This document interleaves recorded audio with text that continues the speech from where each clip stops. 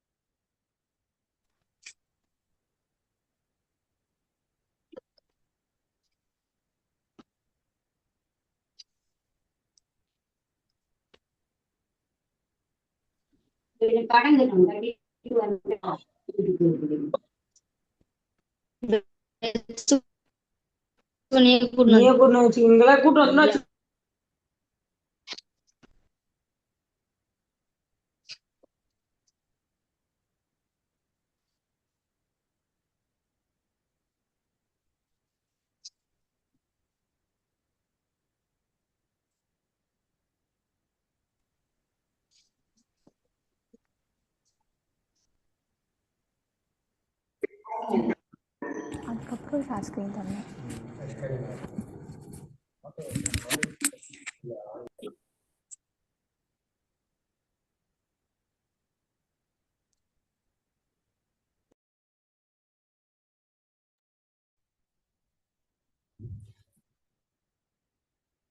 Hi all, good evening. எல்லாரும் school முடிச்சுட்டு வந்துட்டீங்கன்னு நினைக்கிறேன். ஸோ என்னோட நேம் வந்து திவ்யா. நான் வந்து இன்னைக்கு ஃபிசிக்ஸ் ஹேண்டில் பண்ண போகிறேன். I'm working in Chakra academy. So எல்லாருக்கும் ஒரு ரெக்வெஸ்ட், வீடியோ ஆடியோ வந்து மியூட் பண்ணி வச்சிருங்க. உங்களுக்கு ஏதாச்சும் டவுட்ஸ் மிடில் கிளாஸ் நடக்கும்போது டவுட்ஸ் அந்த மாதிரி ஏதாச்சும் இருந்துச்சுன்னா நீங்கள் வந்து சேட் பாக்ஸில் போடலாம். ஒவ்வொரு டாபிக் அப்புறமாவும் நான் வந்து உங்ககிட்ட கேட்பேன், வீடியோ ஆன் பண்ணி டவுட்ஸ் ஏதாச்சும் இருக்கான்னு சொல்லி நீங்கள் ஹேண்ட் ரைஸ் பண்ணிங்கன்னா உங்களோட டவுட்ஸ் அப்பப்போ அந்தந்த டாபிக் அப்புறம் சால்வ் பண்ணிடலாம். ஸோ எல்லாரும் பென் பேப்பர் கண்டிப்பாக வச்சுக்கணும். ஏன்னா நம்ம வந்து ஃபிசிக்ஸும் படிப்போம், அதோட சேர்ந்து நிறைய சம்ஸ், ஸோ எல்லாமே மேக்ஸ் நிறைய போடுற மாதிரி இருக்கும். ஸோ பேப்பர் பென் கண்டிப்பாக வச்சுக்கோங்க. ஏதாச்சும் டவுட்னா பேப்பரில் அப்படியே சைடில் நோட் பண்ணி வச்சுக்கோங்க. அந்த டாபிக்ஸ் முடிஞ்ச அப்புறமா நான் டவுட்ஸ் ஏதாவது இருக்கான்னு கேட்குறப்ப நீங்கள் இல்லை அப்பப்பவே கூட சேட் பாக்ஸில் போட்டுருங்க, இல்லை ரைஸ் பண்ணுங்க. ஸோ டவுட்ஸ் வந்து சால்வ் பண்ணிக்கலாம். So let's start the classes. Video வந்து ஆஃப் பண்ணிடுவேன். இப்போ உங்களுக்கு போர்டு மட்டும்தான் தெரியும். ஸோ டிஸ்ட்ராக்ட் ஆகாம இதே ஸ்க்ரீன்ல இருந்து கவனிங்க, ஓகேவா?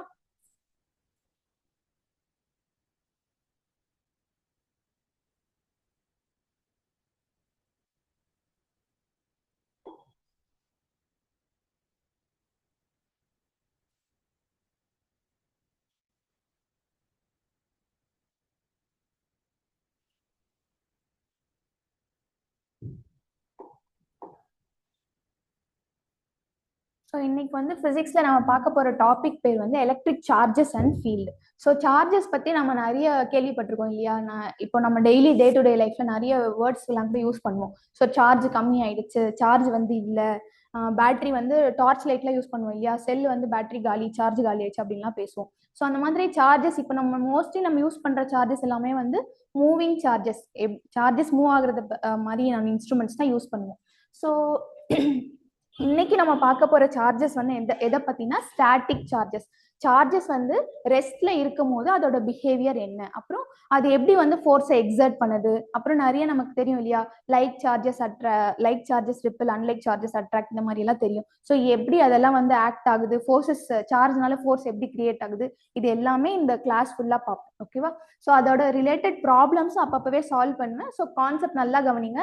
கான்செப்ட் நல்லா கவனிச்சாமே நீங்களே வந்து அதுக்கப்புறம் உள்ள சின்ன சின்ன ப்ராப்ளம்ஸ் எல்லாமே நீங்களே சால்வ் பண்ணலாம். ஓகே, ஸோ இன்னைக்கு நம்ம பார்க்க போற topic electric charges and field. Okay, so first charges பத்தி படிக்கிறதுக்கு முன்னாடி let's see the properties of the charges. So ப்ராப்பர்ட்டிஸ்னா என்ன? இப்போ ஒரு ஹியூமன் இருக்காங்க, உங்களுக்கு எல்லாருக்கும் ஃப்ரெண்ட்ஸ் இருக்காங்க இல்லையா? ஸோ ஃப்ரெண்ட்ஸோட ப்ராப்பர்ட்டிஸ் கேரக்டரிஸ்டிக்ஸ்னா கேட்டால் என்னன்னு சொல்வீங்க? அவன் வந்து ரொம்ப பேட் இல்லை குட், ரொம்ப ஹெல்பிங் டெண்டன்சி, அந்த மாதிரி ஒவ்வொருத்தருக்கும் ஒவ்வொரு நேச்சர் இருக்கு இல்லையா? அந்த மாதிரி சார்ஜஸ்க்கும் நிறைய நேச்சர் இருக்கு. அது எப்படி பிஹேவ் ஆகும் அதெல்லாம் தான் வந்து ப்ராப்பர்ட்டிஸ்ன்னு சொல்லுவாங்க. ஸோ அதுதான் ப்ராப்பர்ட்டிஸ் ஆஃப் சார்ஜஸ். இது ஒரு 3 ப்ராப்பர்ட்டிஸ் இருக்கு. இந்த 3 ப்ராப்பர்ட்டிஸ் வந்து ரொம்ப இம்பார்ட்டன்ட். ஏன்னா இதை வச்சு நம்ம த்ரூ அவுட் இந்த சாப்டர் ஃபுல்லா, first chapter, second chapter, electric field பத்தி படிக்கிற எல்லா சாப்டர்ஸ்லயும் இந்த ப்ராப்பர்ட்டிஸ் பேஸ் பண்ணி கொஸ்டின்ஸ் வந்து வரும். ஸோ ஃபர்ஸ்ட் ப்ராப்பர்ட்டி வந்து பார்க்கலாம், additivity of electric charges. So additivity அப்படின்னா என்ன? அடிஷன் அப்படின்னா என்ன? ஆடிங். ஓகேவா?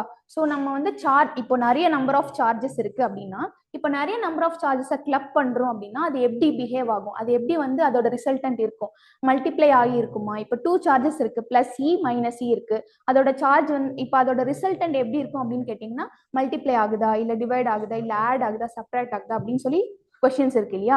ஸோ அந்த ப்ராப்பர்ட்டி தான் என்னன்னா additivity of charges. So charges என்ன வந்து எப்படி வந்து ஆக்ட் ஆகும் அப்படின்னா, it will act just like addition. Multiply ஆகாது, டிவைட் ஆகாது, ஆட் ஆகிட்டே போகும். நம்பர் ஆஃப் சார்ஜஸ் இன்க்ரீஸ் ஆக சார்ஜ், நம்மளோட நெட் சார்ஜ் எப்படி நீங்க சொல்லணும் அப்படின்னா அடிஷன் ஆஃப் த சார்ஜஸ். எப்படி நமக்கு நம்பர்ஸ் எல்லாம் இருக்கு இல்லையா? +1, இப்போ அடிஷன் ஆஃப் +1 -2, இதோட ஆன்சர் என்ன? -1. ஸோ இது எப்படி? It is just a mathematical addition இல்லையா? அதே மாதிரி சார்ஜஸும் எப்படி ஆகும் அப்படின்னு சொன்னா, இப்போ இதே சினாரியோவை +1 -1 பதிலாக +1e எழுதிக்கலாம். +1e -2e. ஸோ இது ஒரு சார்ஜ், +1e ஒரு சார்ஜ், -2e ஒரு சார்ஜ். ஸோ இதோட ரிசல்டன்ட் எப்படி இருக்கும் அப்படின்னு சொன்னா, இப்போ எப்படி மேக்ஸ்ல என்ன பண்ணும்? 1 - 2 = -1. அதே மாதிரி 1e - 2e = -c. ஸோ இது மாதிரி ஆட் ஆகிட்டே போகும் charges, just like mathematical addition. Positive நம்பர்ஸும் நெகட்டிவ் நம்பர்ஸும் நம்ம எப்படி ஆட் பண்ணுவோமோ அதே மாதிரி சார்ஜஸ் இருந்துச்சு அப்படின்னா அதோட நெட் வேல்யூ என்னன்னு சொன்னோம்னா, நம்ம ஜஸ்ட் மேக்ஸ் படி எப்படி நம்ம பிளஸ் அண்ட் மைனஸ் பண்ணுவோமோ அதே மாதிரி பண்ணாவே நமக்கு நெட் சார்ஜஸ் கிடைக்கும். ஸோ இது ஒரு basic property of charges, additivity of electric charge. இதுதான் ஒரு ஃபர்ஸ்ட் ப்ராப்பர்ட்டி. நெக்ஸ்ட் வந்து கன்சர்வேஷன் ஆஃப் சார்ஜஸ், இது செகண்ட் ப்ராப்பர்ட்டி. ஸோ இப்போ ஏதாவது ஒரு மெட்டீரியல் நம்ம கிட்ட இருக்கு, ஒரு ஐசோலேட்டட் ஆப்ஜெக்ட் இருக்கு, ஒரு பலூன் இருக்கு, அதுல சம் அமௌண்ட் ஆஃப் சார்ஜஸ் இருக்கு, 2 சார்ஜஸ் 3 சார்ஜஸ் இருக்கு அப்படின்னா, அந்த இப்போ ஒரு ஆப்ஜெக்ட் வந்து ஐசோலேட் ஆகி இருக்கு, தனியா இருக்கு அப்படின்னா அதுல வந்து நம்ம என்ன பண்ண முடியாது அப்படின்னா, புதுசா ஒரு சார்ஜை கிரியேட்டும் பண்ண முடியாது, டெஸ்ட்ராயும் பண்ண முடியாது. ஸோ சார்ஜஸை வந்து புதுசா நம்மளால கிரியேட் பண்ண முடியாது, டெஸ்ட்ராய் பண்ண முடியாது. ஜஸ்ட் என்ன பண்ண முடியும் அப்படின்னா டிரான்ஸ்ஃபர் தான் பண்ண முடியும். ஸோ அதுதான் வந்து கன்சர்வேஷன் ஆஃப் சார்ஜஸ் அப்படின்னு சொல்லுவோம். ஓகேவா? So charges will neither be created நார் B destroy, it will just be transferred. இதே மாதிரி ஒரு ஸ்டேட்மெண்ட் நம்ம எப்போது கேள்விப்பட்டுட்டே இருப்போம் இல்லையா? எனர்ஜியும் அதே மாதிரி தான் சொல்லுவோம். எனர்ஜி என்ன சொல்லுவோம்? எனர்ஜி வந்து கிரியேட் பண்ணவும் மாட்டோம், டெஸ்ட்ராய் பண்ணவும் மாட்டோம் அப்படின்னு சொல்லுவோம். ஸோ என்ன பண்ணுவோம்? எனர்ஜியை ஜஸ்ட் டிரான்ஸ்ஃபர் பண்ணுவோம். சப்போஸ் எக்ஸாம்பிள், விண்ட்மில்ஸ்லாம் யூஸ் பண்ணி நம்ம வந்து எலக்ட்ரிசிட்டி ஜென்ரேட் பண்றோம் இல்லையா? ஸோ விண்ட் வந்து சம்திங் காத்து, அப்புறமா அதை வந்து நம்ம என்ன பண்றோம்? ரீஜெனரேட் பண்றோம். என்னவா? எலக்ட்ரிசிட்டியா ரீஜெனரேட் பண்றோம். ஸோ விண்ட் எனர்ஜியை we are converting into electrical energy. So நம்ம என்ன பண்றோம்? அந்த விண்ட் எனர்ஜியை தான் வந்து டிரான்ஸ்ஃபர் பண்றோம். ஸோ என்ன பண்றோம்? விண்ட் எனர்ஜியை வந்து டு எலக்ட்ரிக் எனர்ஜியா டிரான்ஸ்ஃபர் பண்றோம்.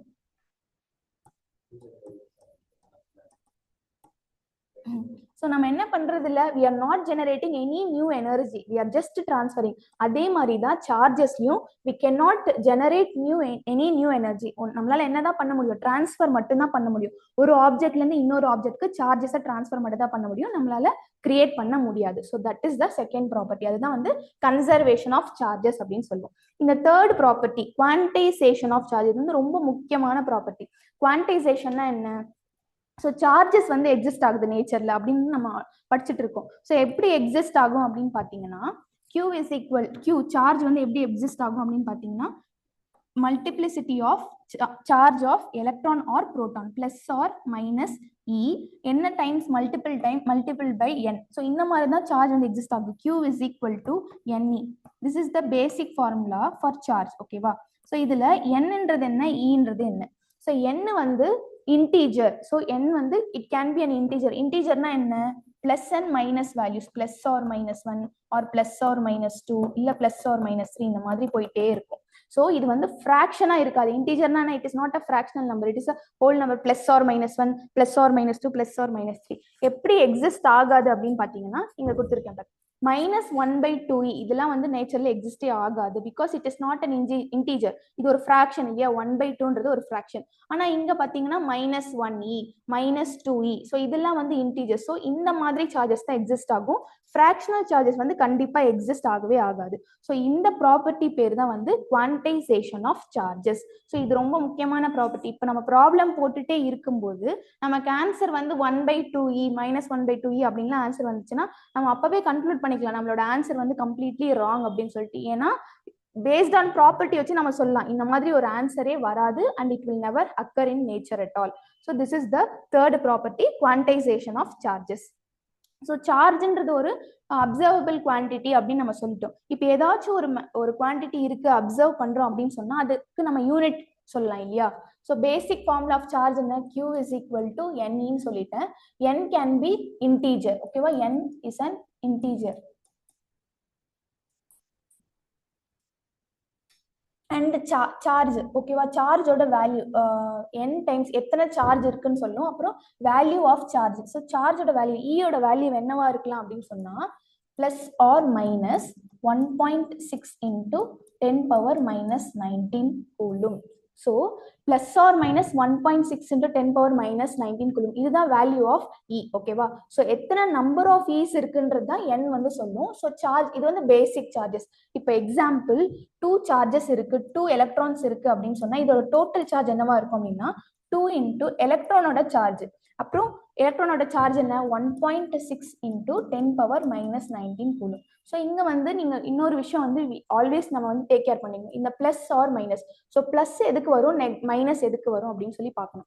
ஸோ பிளஸ் வந்து பாசிட்டிவ் சார்ஜஸ்க்கு வரும், மைனஸ் வந்து நெகட்டிவ் சார்ஜஸ்க்கு வரும். ஸோ எலக்ட்ரான் வந்து it is a negative charge இல்லையா. ஸோ நம்ம இங்க என்ன பண்ணுவோம், பிளஸ் ஆர் மைனஸ் யூஸ் பண்ணலாம். இப்போ எலக்ட்ரான்ன்றதுனால நம்ம இங்க என்ன பண்ணணும், -1.6 into 10⁻⁻19 கூலும்னு எழுதணும். ஸோ இதே 2 புரோட்டான்ஸ் இருக்கு, 2e பிளஸ் புரோட்டான் அப்படின்னா பாசிட்டிவ், அதுக்கு வந்து பாசிட்டிவ் சார்ஜ் இருக்கும். ஸோ சார்ஜ் என்னவா இருக்கும், 2 times positive charge. Value of proton என்ன, positive plus 1.6 into 10⁻⁻19 coulomb. So இதுதான் வந்து 2eயோட நெட் சார்ஜ். இது 2e மைனஸ் எலக்ட்ரானோட 2 எலக்ட்ரானோட நெட் சார்ஜ் இதுவா இருக்கும், 2 புரோட்டானோட நெட் சார்ஜ் வந்து இதுவா இருக்கும். ஸோ நம்ம என்னென்ன டேக் கேர் பண்ணணும் இந்த ஃபார்முலால, Q is equal to NEல Q equal to எத்தனை நம்பர் ஆஃப் சார்ஜஸ் இருக்கு, அது பாசிட்டிவ் சார்ஜா நெகட்டிவ் சார்ஜான்றது நெக்ஸ்ட் பார்க்கணும்.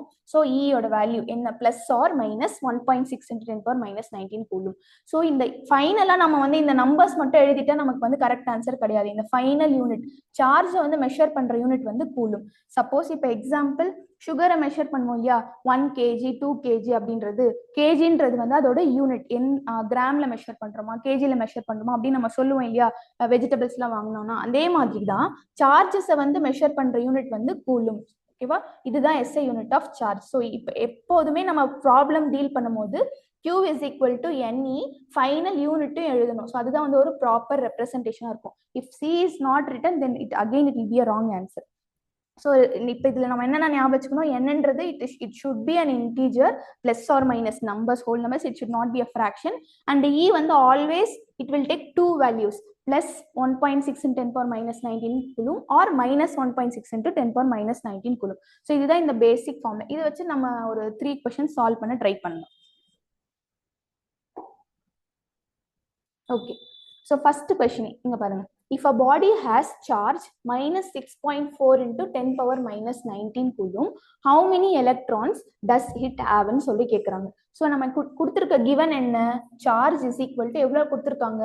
minus 6.4 into 10 power minus 19 coulomb. ஓகேவா? see இங்க வரும். coulomb இங்க இருக்கணும். ஸோ இது வந்து டோட்டல் சார்ஜ். ஓகேவா? இது வந்து கிவன் நம்ம கிட்ட கொடுத்துருக்காங்க. நம்ம கிட்ட கேட்கறது என்ன? ஹவு மெனி எலக்ட்ரான்ஸ் என்னு கேட்கறாங்க. ஓகேவா? எத்தனை எலக்ட்ரான்ஸ் இருக்கு இந்த டோட்டல் சார்ஜஸ். இது வந்து நெட் சார்ஜ். இதுல எத்தனை நம்பர் ஆஃப் எலக்ட்ரான்ஸ் இருக்குன்னு கேட்கறாங்க. ஸோ இதை நம்ம கால்குலேட் கண்டுபிடிக்க என்ன பண்ணுவோம்? நமக்கு ஆல்ரெடி ஃபார்முலா தெரியும் இல்லையா? Q is equal to n times E. ஓகேவா? ஸோ இங்க n வந்தா வந்து அன்னோன். எத்தனை எலக்ட்ரான்ஸ் இருக்கு அப்படின்றது அன்னோன். ஈயோட வேல்யூ ஆல்ரெடி தெரியும். இப்போ ஈக்கு வந்து பாசிட்டிவ் ஆர் நெகட்டிவ் வேல்யூ நம்ம நம்மளே கொஸ்டின் பண்ணிக்கணும். இப்போ நீங்க பாத்தீங்கன்னா ஆல்ரெடி நம்ம ஸ்லைட்ல கொடுத்துருக்கோம் இல்லையா? ஹவு மெனி எலக்ட்ரான்ஸ் கொடுத்துருக்கோம். ஸோ எலக்ட்ரான்ஸ்னா என்ன? ஆப்வியஸ்லி இது வந்து ஒரு negatively charged particle. Negative charged particle. So அப்போ நம்ம பிளஸ் ஆர் மைனஸ் யூஸ் பண்ணணும். என்ன நம்ம இங்கேயே கன்க்ளூட் பண்ணணும். நம்ம என்ன யூஸ் பண்ணணும்? மைனஸ் யூஸ் பண்ணணும். அப்புறம் ஈக்கு வந்து ஃபிக்ஸட் வேல்யூ. ஈயோட வேல்யூ என்ன? எலக்ட்ரானுக்கு ஈயோட வேல்யூ என்ன? E is equal to minus 1.6 into 10 power minus 19 coulomb. So already நமக்கு மைனஸ் போட்டுட்டோம். ஸோ நம்ம இப்போ நம்ம எழுத வேண்டியது 1.6 into 10 power minus 19 coulomb. So இது நமக்கு தெரியுது, ஃபார்முலால இருந்து தெரியுது. அப்புறம் நம்ம கிவன் என்ன? Q இந்த வேல்யூ வந்து கொடுத்துட்டாங்க. LHS side Q total charge என்னன்றது ஆல்ரெடி அவங்களே கொடுத்துட்டாங்க. ஸோ இப்போ இந்த Qக்கு பதிலா minus 6.4 into 10 power minus 19 coulomb substitute பண்ணிட்டோம்னா நமக்கு என்னோட வேல்யூ தெரிஞ்சிடும் இல்லையா? அதுக்கப்புறம் இது just mathematical step. 10 power minus 19 is equal to minus n into 1.6 into 10 power minus 19. Okay. So இப்போ நம்ம என்ன பண்ணலாம்? இங்க பாருங்க, இந்த சைடு 10 power minus 19 இருக்கு, இந்த சைடு 10 power minus 19 இருக்கு. ஸோ இது ரெண்டையும் ஜஸ்ட் லைக் தட் கேன்சல் பண்ணிடலாம். இப்போ 1.6 எத்தனை டைம்ஸ் 4 வருதுன்னு நம்ம பார்க்கலாம். ஸோ என்ன எத்தனை டைம்ஸ் 4 வரும்? 6.4 சாரி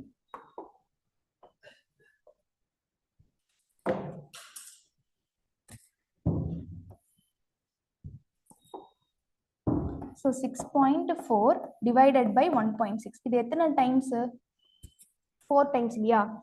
1.6 into 4 வந்து 6.4. ஸோ என்ன வந்து 4. ஸோ அப்போ நம்ம என்ன கன்க்ளூட் பண்ணலாம்? எத்தனை எலக்ட்ரான்ஸ் இருக்கு அப்படின்னு தான் கேட்குறாங்க. ஸோ டோட்டலாக நம்ம கிட்ட எத்தனை எலக்ட்ரான்ஸ் இருக்கு? 4 எலக்ட்ரான்ஸ் இருக்கு. ஓகேவா? இது இந்த கொஸ்டின்ல நம்ம ஒண்ணுமே பண்ணல. ஆல்ரெடி நமக்கு வந்து கொடுத்துட்டாங்க பாடிக்கு. If a body has a charge வந்து 6.4 into 10 power minus 19 coulomb total சார்ஜ்னு கொடுத்துட்டாங்க. அப்புறம் ஹவு மெனி எலக்ட்ரான்ஸ் எத்தனை எலக்ட்ரான்ஸ் இருக்குன்னு கேட்குறாங்க. ஸோ ஆல்ரெடி நம்ம இந்த ஃபார்ம்ல இப்போதான் பார்த்தோம். Q is equal to NE. So total charge நமக்கு ஆல்ரெடி கிவன். ஈன்ற வேல்யூ வந்து இது ஒரு கான்ஸ்டன்ட் வேல்யூ. ஸோ ஆல்ரெடி இந்த வேல்யூ வந்து நம்ம எப்போதும் ஞாபகம் வச்சுக்கணும், மறக்கவே கூடாது. சார்ஜ் ஆஃப் எலக்ட்ரான் என்ன, சார்ஜ் ஆஃப் புரோட்டான் என்னன்னு சொல்லிட்டு. ஸோ பிளஸ் ஆர் மைனஸ் தான் நம்ம டேக் கேர் பண்ணிக்கணும். ஸோ ஆல்ரெடி நமக்கு தெரியும் இது எலக்ட்ரானால negative charge. So minus 1.6 into 10 power minus 19 எழுதிட்டோம். ஸோ இப்போ என்ன மட்டும் தான் கேட்குறாங்க. இது ஈஸி தானே, சால்வ் பண்ணிடலாம் இல்லையா? ஓகே. ஸோ நெக்ஸ்ட் கொஸ்டின் நம்ம பார்க்கலாம். 2 identical metal spheres on insulating stands have different charges. என்ன சொல்றாங்க? 2 identical அப்படின்னா என்ன? 2 சேம். ஓகேவா? Same metal spheres on insulating. metal sphere on insulating stand. insulatingனா என்ன? அது வந்து கண்டக்ட் பண்ணாது. மெட்டீரியல்ஸ் ரெண்டு வகையா பிரிக்கலாம் இல்லையா? கண்டக்டர்ஸ், இன்சுலேட்டர்ஸ்னு சொல்லிட்டு. ஸோ கண்டக்டர்ஸ் என்ன பண்ணும்? எலக்ட்ரிசிட்டியை கண்டக்ட் பண்ணும். இன்சுலேட்டர்ஸ் என்ன பண்ணும்? எலக்ட்ரிசிட்டியை கண்டக்ட் பண்ணாது. So 2 identical metal space. So இப்போ நம்ம கொஸ்டின் படிக்க நம்ம மேக்ஸிமம் என்ன பண்ணுவோம் அப்படின்னா டயக்ராம் வரைய ட்ரை பண்ணுவோம். ஏன்னா பிரெயின் வந்து என்ன பண்ணும்? டயக்ராமை பார்த்தா ஈஸியா அது ஈஸின்னு நினைக்கும். இதே நம்ம மேக்ஸ் ஸ்டெப்ஸ், ஃபார்முலாஸ் அந்த மாதிரிலாம் எழுதணும்னா ஐயோ மேக்ஸ் அப்படின்னு சொல்லி நம்ம கஷ்டப்படுவோம். ஸோ நம்ம என்ன பண்ணலாம்? டயக்ராம்ஸா வரைய ட்ரை பண்ணலாம். 2 ஐடென்டிக்கல் மெட்டல் ஸ்பேஸ். ஸோ நான் 2 மெட்டல் ஸ்பேஸ் வரைஞ்சிடுறேன் பேஸ்ட் ஆன் த ஸ்டேட்மெண்ட்ஸ் பொறுத்து. அதுக்கப்புறம் என்ன சொல்லிட்டாங்க? அவன் இன்சுலேட்டிங் ஸ்டாண்ட்ஸ். இப்போ மெட்டல் ஸ்பியர்னா என்ன, அதுல சம் சார்ஜஸ் இருக்கும் இல்லையா, இது ஸ்பியர் 1ன்னு எடுத்துப்போம், இது ஸ்பியர் 2ன்னு எடுத்துப்போம். மெட்டல்னா என்ன, it will have some charges. So charges வந்து ஏன் வந்து இவங்க வந்து இன்சுலேட்டிங் ஸ்டாண்டை யூஸ் பண்ணியிருக்காங்க அப்படின்னா, சார்ஜஸ் இங்க இருந்து இங்க டிரான்ஸ்ஃபர் கிரவுண்டுக்கு டிரான்ஸ்ஃபர் ஆகாது. டிரான்ஸ்ஃபர் ஆகணும்னா அதுக்கு என்ன ஒரே வழி, இந்த ஸ்டாண்ட் வந்து கண்டக்டிங் மெட்டீரியலா இருந்தா சார்ஜஸ் வந்து டிரான்ஸ்ஃபர் ஆயிருக்கும். பட் ஆனா இது என்ன இது வந்து எதனால மேக் பண்ணிருக்காங்க, இன்சுலேட்டிங் ஸ்டாண்ட் அப்படின்னா சார்ஜஸா அலோவ் பண்ணாது, இதுல ஃப்ளோ பண்ண விடாது. அதனாலதான் இங்க வந்து நம்ம யூஸ் பண்றது இன்சுலேட்டிங் ஸ்டாண்ட்ஸ் நமக்கு क्वेश्चनல ஸ்பெசிஃபை பண்ணிருக்காங்க. ஓகே, இது நம்ம கிவன் டயக்ராம்ல இருந்து வரைஞ்சிட்டோம். நெக்ஸ்ட் என்ன கேக்குறாங்க, ஸ்பியர் 1 ஹேஸ் சம் சார்ஜ். என்ன கொடுத்திருக்காங்க வேல்யூ ஸ்பியர் 1க்கு,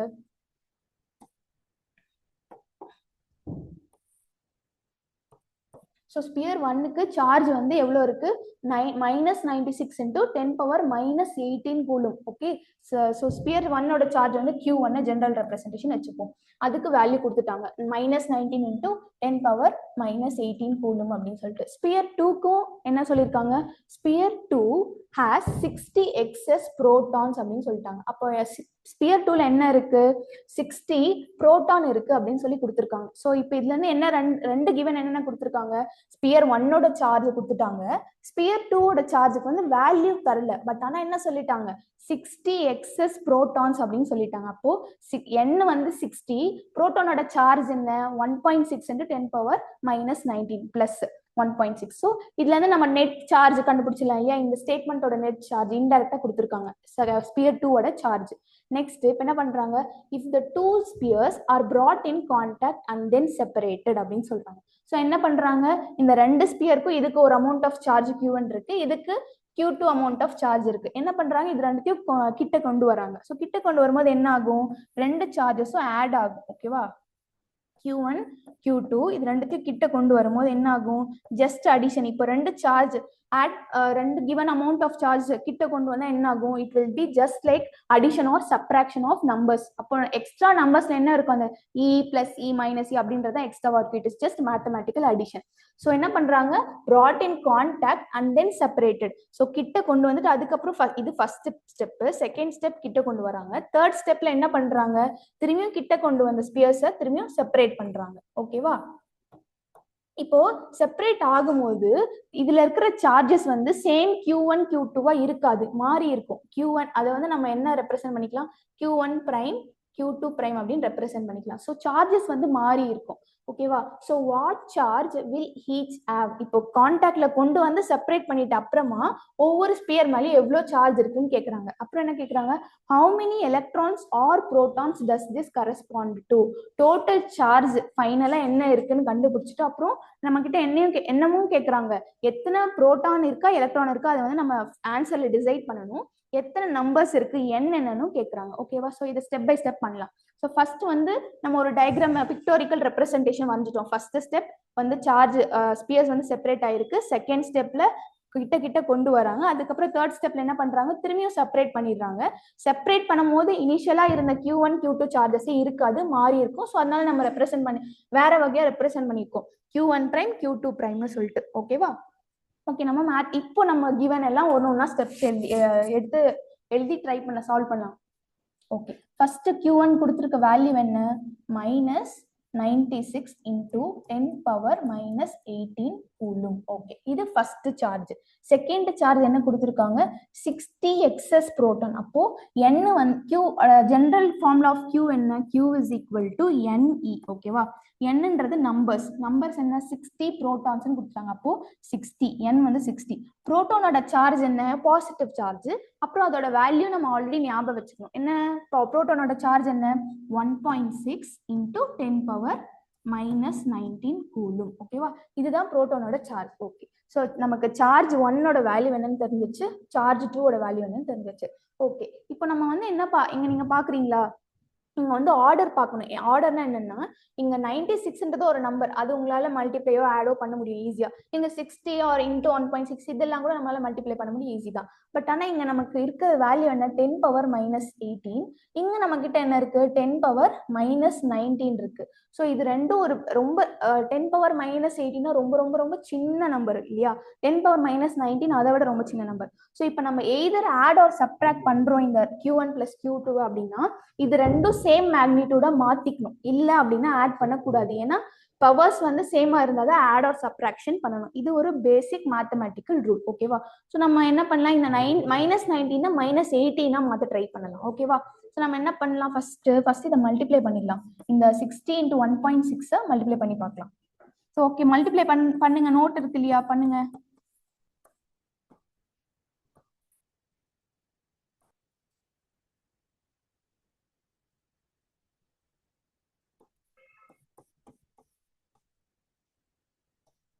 ஓகே, மல்டிப்ளை பண்ணிட்டீங்களா? 60 × 1.6 வேல்யூ என்ன வந்திருக்கு? 96. ஓகேவா? ஸோ இப்போ 96 × 10⁻−19 இருக்கு, கூலும் இருக்கு. எது? Q2 ஓட சார்ஜ். நான் என்ன சொன்னேன், இது பவர் -19, இது -18 இருக்கு. ஸோ நம்ம என்ன பண்ணணும், -19 8 இன் டேர்ம்ஸ் ஆஃப் 18 ரீஅரேஞ்ச் பண்ண ட்ரை பண்ணணும். ஸோ அதுக்கு நம்ம என்ன பண்ணலாம், இங்க பாருங்க. இது இப்போ மட்டும்தான் இதை வந்து இவ்வளோ பிரீஃபா சொல்லி தருவேன். இனி ஃபர்தர் கிளாஸஸ்ல அப்படியே ஒரு ஸ்டெப்பா போட மாட்டேன், ஈஸியா போயிட்டே இருக்கலாம். ஓகேவா?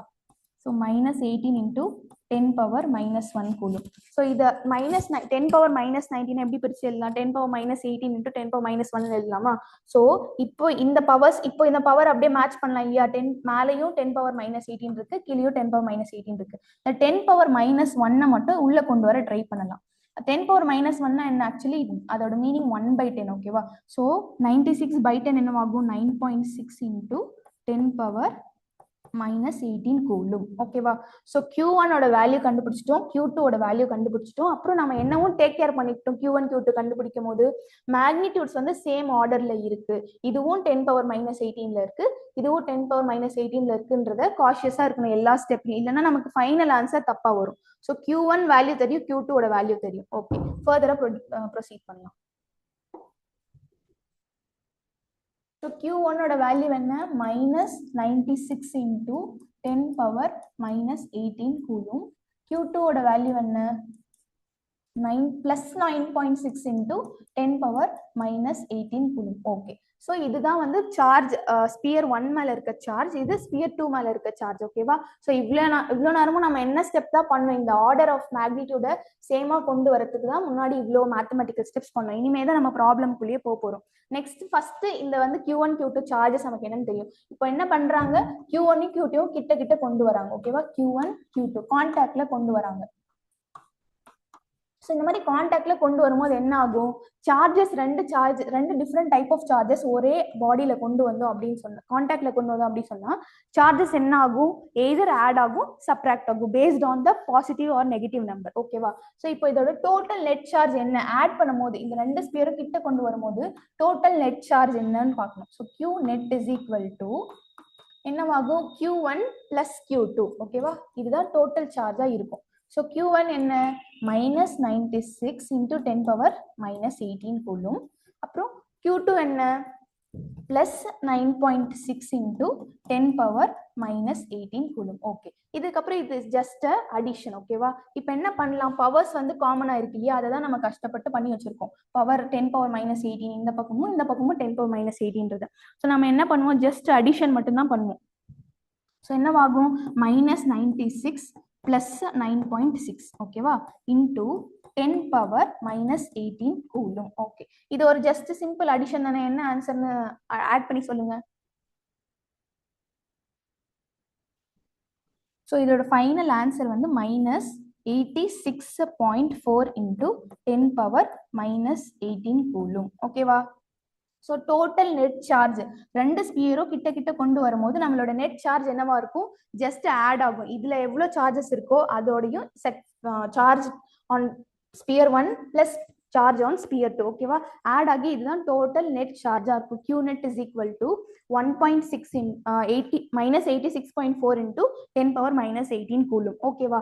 இது செகண்ட் ஸ்டெப்ல நடக்கிற ப்ராசஸ். இப்போ தேர்ட் ஸ்டெப்ல என்ன பண்றாங்க, இந்த ரெண்டு ஸ்பியரையும் கான்டாக்ட்ல இருந்து பிரிக்கிறாங்க இல்லையா. ஃபர்ஸ்ட் சார்ஜஸ் வந்து செப்பரேட்டா இருக்கு, செகண்ட் ஸ்டெப்ல கிட்ட ஸ்பியர்ஸை கொண்டு வராங்க. அப்போ ஆட் சார்ஜஸ் வந்து என்ன ஆகும், ஜஸ்ட் சிம்பிளி ஆட் ஆகும். தேர்ட் ப்ராசஸ்ல என்ன பண்றாங்க, திரும்பியும் இந்த கிட்ட கொண்டு வந்த ரெண்டு ஸ்பியர்ஸும் திரும்பியும் வந்து செப்பரேட் பண்றாங்க. ஓகேவா? அப்போ செப்பரேட் பண்ணும்போது வந்து நான் என்ன சொன்னேன், சார்ஜஸ் வந்து சேமா இருக்காது. Q1 பிரைமா இருக்கும், இதுல Q2 பிரைமா இருக்கும், வித்தியாசமா மாறி இருக்கும். ஸோ எப்படி வந்து மாறி இருக்கு அப்படின்னா, இது நம்ம கிட்ட கொண்டு வந்த போது டோட்டல் நெட் சார்ஜ் வந்து -86.4 இன்டூ 10⁻−18 கூலும் ஆச்சு. இப்ப திரும்பியும் பிரிக்கும் போது என்ன ஆகும்னா, இந்த சார்ஜஸ் வந்து ஜஸ்ட் டிவைட் ஆயிக்கும் ரெண்டுக்குமே. ஏன்னா டோட்டல் சார்ஜ் வந்து டோட்டலாவே இது மைனஸ் தான். டோட்டலாவே நமக்கு நெட்டா இருக்கிற சார்ஜஸ் ரெண்டு ஆப்ஜெக்ட்லயும் ஆஃப்டர் கான்டாக்ட் வந்து என்னன்னா -86.4 இன்டூ 10⁻−18. ஸோ நம்ம டோட்டல் நெட் சார்ஜ் அப்புறமா பிரிக்கிறப்ப இந்த ஸ்பியர்ஸை கான்டாக்ட்ல இருந்து பிரிக்கிறப்ப நமக்கு என்ன ஆகும், சார்ஜஸ் வந்து ஈக்குவலா டிவைட் ஆகும். ஸோ சார்ஜஸ் வந்து Q1 prime R Q2 prime வந்து ரெண்டுமே ஈக்குவலா தான் இருக்கும். பட் அதோட வேல்யூ என்னவா இருக்கும், /2 ஆயிருக்கும். ஏன்னா கான்டாக்ட்ல கொண்டு வந்த அப்புறம் ரெண்டுத்துக்கும் காமன் சார்ஜ் வந்துருச்சு. அப்புறம் பிரிக்கும் போது ரெண்டும் சேம் ஐடென்டிக்கல் ஸ்பியர் இல்லையா, ஐடென்டிக்கல் ஸ்பியர்னால சார்ஜஸ் வந்து ஈக்குவலா டிவைட் ஆகும். ஸோ என்ன பண்ணுவோம், -86.4/2 இன்டூ 10⁻−18 கூலும். ஓகே, ஸோ இதை டிவைட் பண்ண நமக்கு என்ன வரும், -43.2 இன்டூ 10⁻−18 கூலும். ஸோ இதுதான் Q1 பிரைம் Q2 பிரைமோட வேல்யூ. So final net charges Q1 prime Q2 prime after separation கான்டாக்ட்ல இருந்து செப்பரேட் பண்ண அப்புறம் அதோட நெட் வேல்யூ என்ன, Q1 prime R Q2 prime இது ரெண்டுமே ஈக்குவலா இருக்கும். அதோட வேல்யூ வந்து -43.2 இன்டூ 10⁻−18 கூலும். ஸோ இதுதான் வந்து நெட் சார்ஜா இருக்கும். ஓகேவா? ஸோ இதுக்கு நம்ம எந்த ஃபார்முலா ஒரு பிக் சயின்ஸே யூஸ் பண்ணல. ஜஸ்ட் நம்ம என்ன படிச்சோம், Q is equal to NE, charges எப்படி ஆட் ஆகும் சப்ட்ராக்ட் ஆகும் அப்படின்ற ஃபேக்ட் மட்டும் தான் பார்த்தோம். Based on that we can able to solve this question, right? Okay, so இதே டாபிக்ல இன்னும் ஒரு கொஸ்டின் பார்த்துடலாம். ஸோ இங்க தேர்ட் கொஸ்டின் என்ன கேட்குறாங்க அப்படின்னா, which of the following charge cannot exist in nature? நேச்சர்ல எக்ஸிஸ்டே ஆக முடியாத சார்ஜ் என்னன்னு கேட்குறாங்க. ஆல்ரெடி இது நம்ம பார்த்தோம் இல்லையா, quantisation of charge, property of சார்ஜ்ல குவான்டைசேஷன் ஆஃப் சார்ஜஸ்ன்ற ப்ராப்பர்ட்டி என்ன சொல்லுது, சார்ஜ் வந்து just and integer multiple of e plus or minus e தான் இருக்கும். இது வந்து ஃப்ராக்ஷனா இருக்காது அப்படின்றது தானே நம்மளோட குவான்டைசேஷன் ஆஃப் சார்ஜோட ப்ராப்பர்ட்டி. ஓகேவா? ஃப்ராக்ஷனல் சார்ஜ் எப்போதும் எக்ஸிஸ்ட் ஆகாது. அப்படி எக்ஸிஸ்ட் ஆச்சு அப்படின்னா நம்மளோட ஆன்சர் தப்பு, நம்ம பண்ணிருக்க கால்குலேஷன் மொத்தமா தப்பு. ஓகேவா? So Q is equal to NE ல N can be an integer. ஓகேவா? it cannot be a fraction. Okay, so Q ஓட வேல்யூ வந்து ஆல்ரெடி Q ஓட வேல்யூ என்னவா இருக்கும், it can be multiples of 1.6 into 10⁻−19. என்ன பண்ணுவோம், பிளஸ் ஆர் மைனஸ் கூலும் போடணும். ஓகேவா? ஸோ இது என்னவா இருக்கும், n வந்து என்னென்னவா இருக்கலாம், 1 2 3 4 5 இந்த மாதிரி தான் போயிட்டே இருக்கும். அது வந்து 2/3 3/4 அந்த மாதிரிலாம் இருக்காது. ஓகே, ஸோ ஃபர்ஸ்ட் n வந்து 1 சப்ஸ்டிடியூட் பண்ணி பார்க்கலாம். n 1 ஆச்சுன்னா சார்ஜ் என்னவா இருக்கும், பிளஸ் ஆர் மைனஸ் 1.6 into 10⁻−19 அது இருக்கா, இல்ல. ஓகே, ஸோ n வந்து 2 சப்ஸ்டிடியூட் பண்ணி பார்க்கலாம். 2 சப்ஸ்டிடியூட் பண்ணோம்னா என்னவாகும், 2 into plus or minus 1.6. So 16 2s are 32. So 3.2 வரும் இல்லையா. ஸோ n வந்து 2ஆவும் இருக்கலாம். இங்க இருக்கு ஃபர்ஸ்ட் ஆப்ஷன். ஸோ இந்த சார்ஜ் வந்து நேச்சர்ல எக்ஸிஸ்ட் ஆகும். ஸோ n வந்து 3 சப்ஸ்டிடியூட் பண்ணி பார்க்கலாம். ஸோ 1.6 into 3 என்னவா இருக்கும், 4.8. ஓகேவா? ஸோ 4.8 இருக்கான்னு பார்க்கலாம். எஸ், 4.8 into 10⁻−19 இருக்கு. ஸோ இதுவும் எக்ஸிஸ்ட் ஆகும். ஸோ நெக்ஸ்ட் என்ன பண்ணலாம், n வந்து 4 சப்ஸ்டியூட் பண்ணி பார்க்கலாம். ஸோ 1.6 into 4 இதை மல்டிப்ளை பண்ணி பாருங்க, என்ன ஆன்சர் வரும், 6.4 வரும் இல்லையா. ஸோ 6.4ம் எக்ஸிஸ்ட் ஆகலாம். ஓகேவா? ஸோ நமக்கு ஃபைனல் ஆப்ஷன் இதுதான். அப்வியஸா இதுதான் வந்து தப்பான ஆன்சரா இருக்கு. மீன்ஸ் இதுதான் வந்து எக்ஸிஸ்ட் ஆகாது நேச்சர்ல. ஓகேவா? ஸோ இந்த சார்ஜ் தான் நேச்சர்ல எக்ஸிஸ்ட் ஆகாது. அவங்க கேட்குற கேள்வி என்ன, which of the following charge cannot exist? இப்போ நம்ம எப்படி கன்க்ளூட் பண்ணலாம் அப்படின்னா, 4.8 3ல 3 times 1.6 வந்து 4.8. நெக்ஸ்ட் 4 இல்லையா, அதுக்கு நடுவுல நம்பர்ஸ் இல்ல. ஏன்னா n வந்து என்னவா மட்டும்தான் இருக்கும், இன்டீஜரா மட்டும்தான் இருக்கும், ஃபிராக்ஷனா இருக்காது. ஸோ நெக்ஸ்ட் 4ன்னு போட்டோடனே நமக்கு 6.4 தான் கிடைக்குது. நடுவுல நம்பர்ஸ் தான் நம்மளால எடுக்க முடியாது. between 3 to 4 எடுக்க முடியாது. ஏன்னா between 3 to 4 it can be some fraction or any other number. அந்த மாதிரி எக்ஸிஸ்ட் ஆகாது. ஸோ இங்க இருந்து நம்மள கன்க்ளூட் பண்ணிக்கலாம், இந்த சார்ஜ் தான் வந்து நேச்சர்ல எக்ஸிஸ்ட் ஆகாது. ஸோ கரெக்ட் ஆப்ஷன் என்னவா இருக்கும், தேர்ட் ஆப்ஷன். ஓகேவா? ஸோ இது வந்து ஒரு பேசிக் சிம்பிள் கொஸ்டின். சும்மா நம்ம யோசிச்சு பார்த்தாலே தெரியும், Q is equal to NE ஃபார்முலால தான் n வந்து கண்டிப்பா இன்டிஜர்ஸா தான் இருக்கும், ஃபிராக்ஷனா இருக்காது அப்படி சொல்லிட்டு. Okay, so basic properties of charges வச்சு நம்ம ஒரு 3 கொஸ்டின் பார்த்தோம் அண்ட் ப்ராப்பர்ட்டிஸ் ஆஃப் சார்ஜும் பார்த்தோம். இதுல ஏதாச்சும் டவுட்ஸ் இருக்கு அப்படின்னா ஹேண்ட் ரைஸ் பண்ணுங்களேன், இல்ல சாட் பாக்ஸ்ல போடுங்க, நான் உங்களோட டவுட்ஸ் சால்வ் பண்றேன்.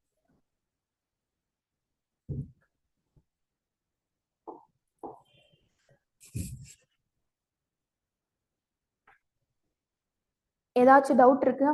சாட் பாக்ஸ்ல போட்டிருக்கீங்களா?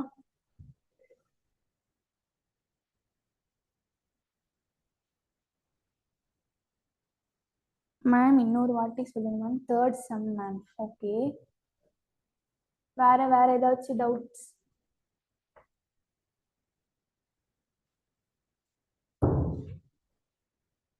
ஓகே, தேர்ட் சம் இன்னொரு டைம் பார்க்கலாம். Okay, you don't have doubt Sarathi. Okay, third sum you have doubt. Okay okay, third sum இன்னொரு டைம் பார்க்கலாம்.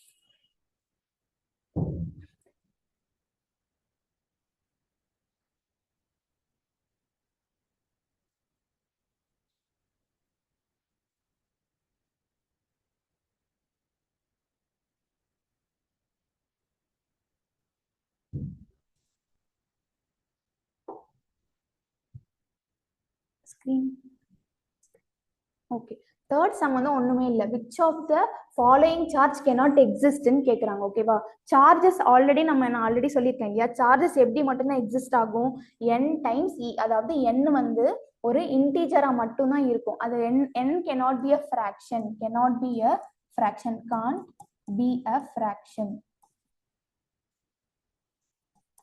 ஃப்ராக்ஷன்னா என்ன? 3/4 ஆர் 1/2 ஆர் 2/3 இந்த மாதிரிலாம் இருக்காது. ஓகேவா? இன்டீஜர்ஸா மட்டும்தான் இருக்கும். n வந்து should be an integer. n can be integer, cannot be a fraction. ஓகேவா? இன்டீஜர்னா என்ன? நம்பர்ஸ். என்ன numbers? n can be plus or minus 1 or plus or minus 2, plus or minus 3, plus or minus 4 இந்த மாதிரி போயிட்டே இருக்கும். plus or minus numbers வந்து volt நம்பர்ஸா தான் இருக்கும். 1 2 3 4 5 6 அந்த மாதிரி நம்பர்ஸ் கண்டினியூஸா என்னவா இருக்காது? ஃபிராக்ஷனா இருக்காது. ஓகேவா? சோ இதுதான் நம்மளோட பேசிக் கண்டிஷன். இது ரொம்ப ஈஸியான क्वेश्चंस. ஓகேவா? சோ q n வந்து ஆல்ரெடி சொல்லியாச்சு. n can be an integer. so 1 2 3 4 5 அந்த மாதிரி தான் இருக்கும். plus or minus எதை பொறுத்து இருக்கு அப்படின்னா சார்ஜஸ் பொறுத்து இருக்கு. e ஓட வேல்யூ என்னவா இருக்கும்னு சொல்லிட்டேன். e can be 1.6 into 10 power minus 19 coulomb. இது வந்து ஃபிக்ஸட். e ஓட வேல்யூ வந்து மாறவே மாறாது.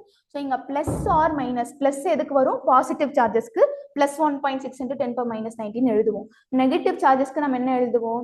minus 1.6 into 10 power minus 19 கூலும்னு எழுதுவோம். ஓகேவா? ஸோ இதுதான் பேசிக் ப்ராப்பர்ட்டி. இதுதான் வந்து குவான்டைசேஷன் ஆஃப் சார்ஜோட தேர்ட் குவான்டைசேஷன் ஆஃப் சார்ஜோட ஸ்டேட்மெண்ட், மேத்தமெட்டிக்கல் ஸ்டேட்மெண்ட். ஒரு ஃபார்முலா படி சொல்லணும். குவான்டைசேஷன் ஆஃப் சார்ஜ்னா q is equal to ne. ஓகேவா? ஸோ இதுதான் ஸ்டேட்மெண்ட். இதுல இருந்து தான் நம்ம இந்த கொஸ்டினை ஆன்சர் பண்ண போறோம். விச் ஆஃப் த கொஸ்டின் என்ன? Which of the following charge cannot exist in nature அப்படின்னு கேக்குறாங்க. நேச்சர்ல எக்ஸிஸ்டே ஆக முடியாத சார்ஜ் எதுன்னு கேக்குறாங்க. ஸோ எது எக்ஸிஸ்ட் ஆகாது? இப்போ e வந்து already 1.6 into 10 power plus or minus 1.6 into 10 power minus 19 coulomb. இது வந்து ஃபிக்ஸ்டு. e ஓட வேல்யூ மாறாது. ஆனா என்னோட வேல்யூ வந்து வேரி ஆகலாம் இல்லையா?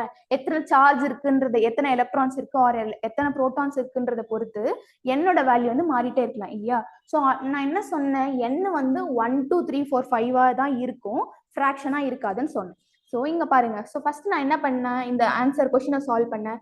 n வந்து 1 போட்டு பார்த்தேன். 1 போட்டா என்ன வரும் answer? Plus or minus 1.6 into 10 power minus 19 தான். 1 மல்டிப்ளை பண்ணா. ஸோ அந்த வேல்யூ இதுல இருக்கா?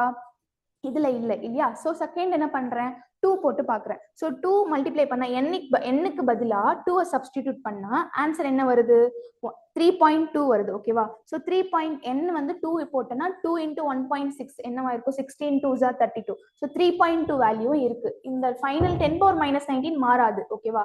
ஸோ 3.2 into 10 power minus 19 இதுவும் அவைலபிளா இருக்கு. ஸோ இது வந்து நேச்சர்ல எக்ஸிஸ்ட் ஆகும். நெக்ஸ்ட் என்ன பண்ண? n-க்கு வந்து 3 போட்டு சப்ஸ்டிடியூட் பண்ணலாம். ஸோ 3 into 1.6 என்னவாகும்?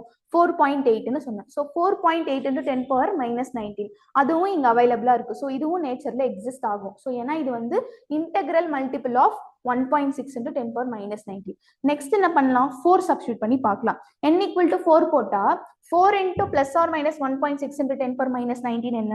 6.4 into 10 power minus 19 coulomb. So இதுவும் எக்ஸிஸ்ட் ஆகும். பட் ஆனா நமக்கு 4.8 வந்து எப்போ வந்துச்சு? 3 n வந்து 3 சப்ஸ்டிடியூட் பண்ணும்போது வந்துச்சு. 6.4 எப்போ வந்துச்சு? n equal to 4 சப்ஸ்டிடியூட் பண்ணும்போது. 3 எப்போ வந்துச்சு? n equal to 2 சப்ஸ்டிடியூட் பண்ணும்போது. ஸோ இந்த நம்பர், இந்த வேல்யூ பாருங்க. 5.4ன்றது 4.8க்கும் 6.4க்கும் மிடில்ல லை ஆகுது இல்லையா? இது வந்து 4. n 3 போட்டோம்னா 4.8 வந்துருச்சு, 4 போட்டா 6.4 வந்துருச்சு. இந்த மிடில் நம்பர், ஸோ நடுவுல ஏதாச்சும் ஒரு நம்பரை n ஈக்குவல் டு சம் ஃப்ராக்ஷனை மல்டிப்ளை பண்ணாதான் 5.4 வரும். ஸோ 3க்கு அப்புறம் 4, அதுக்கப்புறம் 5. ஸோ மிடில் நம்பர்னா அது ஏதோ ஒரு ஃப்ராக்ஷனா இருக்கும் இல்லையா? ஸோ இந்த ஃப்ராக்ஷனல் நம்பர் இங்க பாசிபிளா? Any a by b number a by b ஃபார்ம்ல இருக்கு அப்படின்னா இந்த நம்பர் வந்து பாசிபிளா? இது வந்து கண்டிப்பா பாசிபிள் கிடையாது.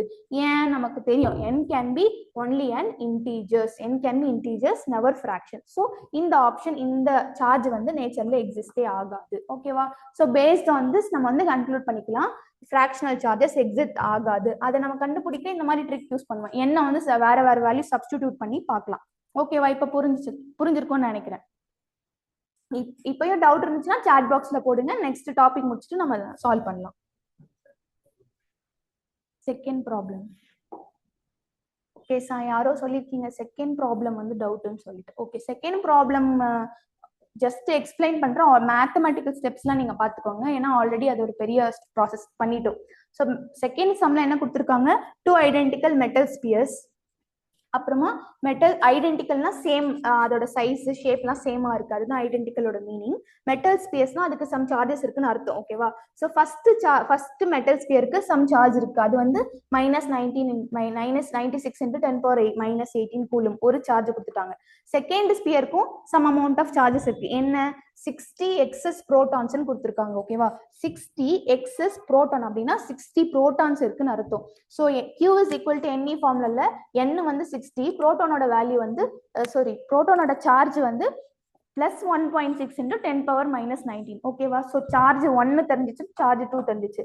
இதுல நம்ம என்ன பண்றாங்க அப்படின்னா சார்ஜ் 1யும் 2யும் கிட்ட கொண்டு வராங்க. ஓகேவா? ஃபர்ஸ்ட் ப்ராசஸ் வந்து இந்த தனித்தனியா இருக்க சார்ஜஸை கிட்ட கொண்டு வராங்க. சார்ஜஸ் வந்து 2 சார்ஜஸை கொண்டு வந்தா என்ன ஆகும்? ஜஸ்ட் ஆட் ஆகும், இல்ல சப்ட்ராக்ட் ஆகும் பேஸ்ட் ஆன் த நம்பர்ஸ். ஓகேவா? ஸோ அதுக்கு முன்னாடி நம்ம என்ன டேக் கேர் பண்ணிட்டோம்? இந்த ஆர்டர் ஆஃப் மேக்னிடியூட், இது 10⁻⁻, ஆக்சுவலா நம்ம கிட்ட 10⁻⁻19 இருந்துச்சு. இந்த ஃபர்ஸ்ட் சார்ஜ் வந்து 10⁻⁻18 இருந்துச்சு. நம்ம என்ன ட்ரை பண்ணோம்னா 19 10⁻⁻19 10⁻⁻18 ஆகும். அப்பதான் we can add or subtract, because அந்த ஆர்டர் ஆஃப் மேக்னிடியூட் வந்து சேமா இருக்கணும், இல்லைன்னா we cannot add or subtract. So அதுக்காக 10⁻⁻19 ரீரைட் பண்ணோம். எப்படி? 10⁻⁻18 × 10⁻⁻1. ஸோ இதோட வேல்யூ ஆட் பண்ணோம்னா இது இங்க பாருங்க, இதுதான் maybe you can have a doubt. 10⁻⁻18 × 10⁻⁻1. Same base இருக்கா, பவர்ஸ் வந்து டிஃப்ரெண்டா இருக்கா? சேம் பேஸ் டிஃப்ரெண்ட் பவர்ஸ்னா என்ன ஆகும்? ஆன்சர் பேஸ் சேமா இருக்கும், பவர்ஸ் ஆட் ஆகும். ஓகேவா? ஸோ இந்த ரூல் படி 10⁻⁻19 10⁻⁻18 × 10⁻⁻1 ஸ்பிளிட் பண்ணலாமா? ஸோ அதை தான் நான் இங்க பண்ணியிருக்கேன். ஓகேவா? ஸோ அதை யூஸ் பண்ணி 10⁻⁻18 நீங்க ஆல்ரெடி வச்சாச்சு. 10⁻⁻1 தான் வந்து இந்த 1/10 எழுதலாம் இல்லையா? 10⁻⁻1. ஸோ 1/10 பண்ணனா 96/10 வந்து 9.6. ஸோ நம்ம ஆர்டர்ஸ் ஆஃப் மேக்னிடியூட கிட்ட கொண்டு வந்துட்டோம். ஸோ நெக்ஸ்ட் என்ன பண்ணோம்? இந்த 2 ஸ்பியரை கொண்டு வரப்ப நமக்கு என்ன ஆச்சு? சார்ஜஸ் வந்து ஜஸ்ட் ஆட் ஆச்சு. ஓகேவா? ஜஸ்ட் டோட்டல் சார்ஜஸ் வந்து ஆட் ஆச்சு. நெக்ஸ்ட் என்ன ஆகும்? தேர்ட் ஸ்டெப் என்ன பண்றாங்க? கிட்ட கொண்டு வந்த ஸ்பியர்ஸை திரும்பியும் பிரிக்கிறாங்க. பிரிச்சுட்டு டோட்டல் சார்ஜ் என்னவா இருக்கும் ஒவ்வொரு ஸ்பியர்லையும் கேட்கறாங்க. ஸோ சார்ஜை கிட்ட கொண்டு வரப்ப ஜஸ்ட் ஆட் ஆகும், டோட்டல் நெட் சார்ஜ் வந்து இந்த வேல்யூ. ஸோ திரும்பியும் பிரிக்கும் போது என்ன ஆகும்? சார்ஜஸ் அப்படியே ஈக்குவலா டிவைட் ஆயிக்கும். நான் உங்களுக்கு ஒரு பாதி இன்னொரு பாதின்னு சொல்லிட்டு அந்த மாதிரி அவங்களே டிவைட் பண்ணிப்பாங்க. ஸோ Q1 ஃபர்ஸ்ட் ஸ்பியர்ல சம் அமௌண்ட் ஆஃப் சார்ஜும் செகண்ட் ஸ்பியர்ல சம் அமௌண்ட் ஆஃப் சார்ஜ், இந்த டிவிஷன் வந்து ஈக்குவலா இருக்கும். ஏன்னா நெட் சார்ஜ் வந்து சேமா தான் இருக்கு, அது நெகட்டிவ் சார்ஜ். ஸோ இதை நம்ம என்ன பண்ணோம்? ஜஸ்ட் பை 2 பண்ணி என்னென்ன ஒவ்வொரு ஸ்பியரும் எவ்வளவு சார்ஜ் இருக்கு அப்படின்றத கண்டுபிடிச்சோம். ஓகேவா? இதுதான் செகண்ட் சம். ஓகேவா? ஓகே, இப்போ நம்ம நெக்ஸ்ட் டாபிக் போகலாம். If you want to right something, இல்ல உங்களுக்கு ப்ராப்ளம் ஏதாவது எழுதணும் அப்படின்னா ரைட் பண்ணிக்கோங்க.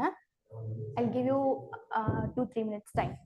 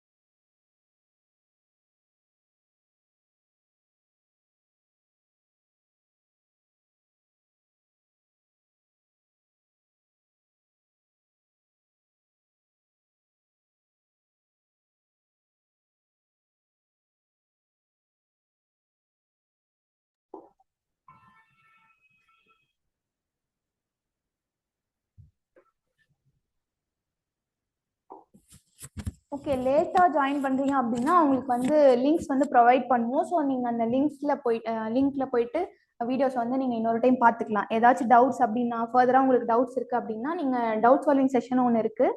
ஸோ அப்போ வந்து நீங்கள் உங்களோட டவுட்ஸை வந்து கேட்கலாம். ஓகேவா?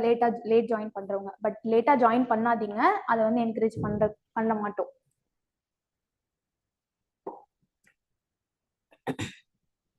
ஓகே, நம்ம இப்போ நெக்ஸ்ட் டாபிக் போவோம். Electric forces. ஓகேவா? ஸோ இங்கே வந்து நம்ம எதுக்குள்ள இருக்கிற ஃபோர்ஸஸை படிப்போம் அப்படின்னு சொன்னால் ஸ்டாட்டிக் சார்ஜஸ்குள்ள இருக்கிற ஃபோர்ஸஸை படிப்போம். ஸ்டாட்டிக் அப்படின்னா என்னன்னா மூவ் ஆகாமல் இருக்கும். ஸ்டாட்டிக் அப்படின்னா ஒரே சேம் ஸ்டேட்ல ரெஸ்ட்ல இருக்கும், மூவ் ஆகாது. ஓகேவா? ஸோ ஸ்டாட்டிக் சார்ஜஸ்க்கு 2 சார்ஜ் ரெஸ்ட்ல இருக்கு அப்படின்னா அதுக்குள்ள இருக்கிற ஃபோர்ஸ் என்ன அப்படின்றத படிப்போம். ஓகேவா? ஸோ அந்த ஃபோர்ஸ்க்கு we call it coulombic forces. Force between 2 static charges வந்து நம்ம கூலம்பிக் ஃபோர்ஸஸ்ன்னு சொல்லிட்டு படிக்கிறோம். ஓகேவா?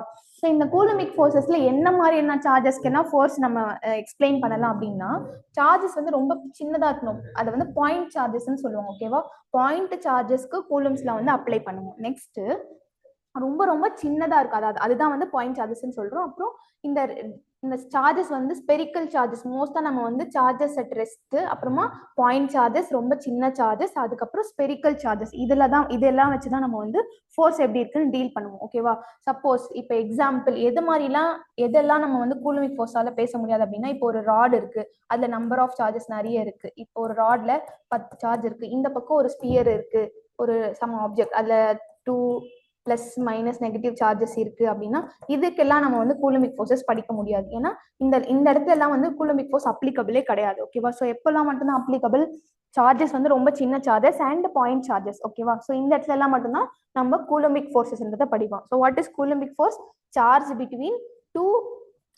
Force between two charges which are at rest. ஓகேவா? அதுவும் பாயிண்ட் சார்ஜஸ். ஸோ இந்த மாதிரி கேசஸ்ல எல்லாம் மட்டும்தான் கூலம்பிக் ஃபோர்ஸ் படிப்போம். கூலம்பிக் ஃபோர்ஸ் எதுக்கும் நடுவில் ஆக்ட் ஆகும்?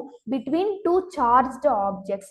2 சார்ஜ்டு ஆப்ஜெக்ட்ஸ்க்கு நடுவில் இருக்கிற ஃபோர்ஸ் வந்து கூலம்பிக் ஃபோர்ஸ்னு சொல்லுவோம். அதுவும் வந்து ஸ்டாட்டிக் சார்ஜஸ் மட்டும்தான். ஓகேவா? ஸோ இதுதான் வந்து கூலம்பிக் ஃபோர்ஸ். ஸோ ஃபோர்ஸ் வந்து எதெல்லாம் டிபெண்ட் பண்ணி இருக்கு அப்படின்றத நெக்ஸ்ட் ஸ்லைட்ல பார்க்கலாம். ஓகே, ஸோ ஃபோர்ஸ் இப்போ 2 சார்ஜ் இருக்கு இல்லையா? இது ஒரு பாசிட்டிவ் சார்ஜ் இருக்கு, இங்க ஒரு நெகட்டிவ் சார்ஜ் இருக்கு. இது ரெண்டுத்துக்கும் நடுவுல ஃபோர்ஸ் ஆக்ட் ஆகும். ஏன் ஃபோர்ஸ் ஆக்ட் ஆகுது அப்படின்னா, இந்த பாசிட்டிவ் சார்ஜ் இருக்கு இல்லையா, இந்த பாசிட்டிவ் சார்ஜ் சம் ஃபீல்டை லிபரேட் பண்ணும், இந்த நெகட்டிவ் சார்ஜ் சம் ஃபீல்டை லிபரேட் பண்ணும். எக்ஸாம்பிள், இப்போ நீங்க மேக்னெட்ஸ் யூஸ் பண்ணிருக்கீங்க, மேக்னெட்ஸ் யூஸ் பண்ணி நம்ம விளையாடி இருக்கோம் இல்லையா? ஸோ என்ன பண்ணுவோம், சில டைம் 2 மேக்னெட்ஸ் கிட்ட கொண்டு வந்தா ரிப்பல் ஆகும். ஓகேவா? தனித்தனியா போகும். சம்டைம்ஸ் 2 மேக்னெட்டை கிட்ட கொண்டு வந்து அட்ராக்ட் ஆகும். ஓகேவா? ஏன் அந்த மாதிரி அட்ராக்ட் ஆகுது, ரிப்பல் ஆகுது? மேக்னெட்டிக் போல்ஸை பொறுத்து அட்ராக்ட் ஆகுது, ரிப்பல் ஆகுது அப்படின்னு நம்ம ஆல்ரெடி சின்ன வயசுல இருந்தே படிச்சிருக்கோம் இல்லையா? Like poles repel, unlike poles attract. அதே மாதிரி ப்ராப்பர்ட்டி தான் இந்த சார்ஜஸ்லயும். ஏன் மேக்னெட்லயும் மேக்னெட்லயும் நம்ம மேக்னெட் கேஸ்லயே போவோம். இப்போ எக்ஸாம்பிள், இது ஒரு நார்த் போல் அப்படி இருக்கு அப்படின்னா இங்கேயும் ஒரு நார்த் போல் இருக்கு. இப்போ இந்த 2 நார்த் போல் கிட்ட கொண்டு வந்தோம்னா என்ன ஆகும்? ரிப்பல் ஆகி இது இந்த பக்கம் போகும், இது இந்த பக்கம் போகும் இல்லையா? இது இந்த சைட்ல டைரக்ஷன் மூவ் ஆகும், இது இந்த டைரக்ஷன்ல மூவ் ஆகும். ஏன்? இது வந்து லைக் போல், ஸோ வந்து ரிப்பல் ஆகும். ஓகேவா? ரிப்பல் ஆகும். இது வந்து நம்ம ஆல்ரெடி நம்ம தெரியும், சின்ன வயசுல இருந்தே படிக்கும். ஸோ ஏன் இந்த மாதிரி ரிப்பல் ஆகுது? இப்போ நம்ம கிட்டே கொண்டு வந்தோம், இதையும் டச்சே பண்ணல, பட் ஆனாலும் ரிப்பல் ஆகுது. ஏன் அப்படின்னா சம் இன்விசிபிள் ஃபீல்டு லைன்ஸ். ஓகேவா? அதுல இருந்து வெளியே வரும். ஓகேவா? இந்த ஃபீல்ட் லைன்ஸ் தான் என்ன பண்ணும்? இதை வந்து ரிப்பல் பண்ணி விடும். ஓகேவா? இந்த நார்த் போல், இந்த மேக்னெட்ல இருந்தும் சம் ஃபீல்ட் லைன்ஸ் வெளியே வரும், இந்த நார்த் போல் வந்து சம் இன்விசிபிள் ஃபீல்ட் லைன்ஸ் வெளியே வரும். ஸோ இந்த ஃபீல்ட் லைன்ஸ் தான் வந்து எதுவா இருக்கு, ஒரு காசா இருக்கு எதுக்கு ரிப்பல் பண்றதுக்கு. அதே மாதிரி சார்ஜஸ்லயும் அதே தான். சார்ஜஸ்ல இருந்தும் வந்து ஃபீல்ட் லைன்ஸ் வெளியே வரும். ஓகேவா? ஃபீல்ட் லைன்ஸ் வெளியே வந்துட்டே இருக்கும். ஸோ இந்த ஃபீல்ட் லைன்ஸ் தான் என்ன பண்ணுது? ஃபோர்ஸை வந்து எக்ஸர்ட் பண்ணுது. ஸோ எக்ஸாம்பிள், இப்போ இந்த பாசிட்டிவ் சார்ஜ் ஃபர்ஸ்ட் மறந்துடும். ஓகேவா? நெகட்டிவ் சார்ஜை மட்டும் கன்சிடர் பண்ணுவோம். நெகட்டிவ் சார்ஜ்ல இருந்து சம் அமௌண்ட் ஆஃப் ஃபீல்டு வந்து வெளியே வரும். ஸோ இந்த ஃபீல்ட்ல நான் ஏதாவது ஒரு சார்ஜை கொண்டு வந்தேன்னா either it will attract or repel. ஓகேவா? எப்போ அட்ராக்ட் ஆகும், எப்போ ரிப்பல் ஆகும் அப்படின்னா, இப்போ if I'm bringing a positive charge கிட்ட கொண்டு வந்தேன் அப்படின்னா அட்ராக்ட் ஆகும். ஓகேவா?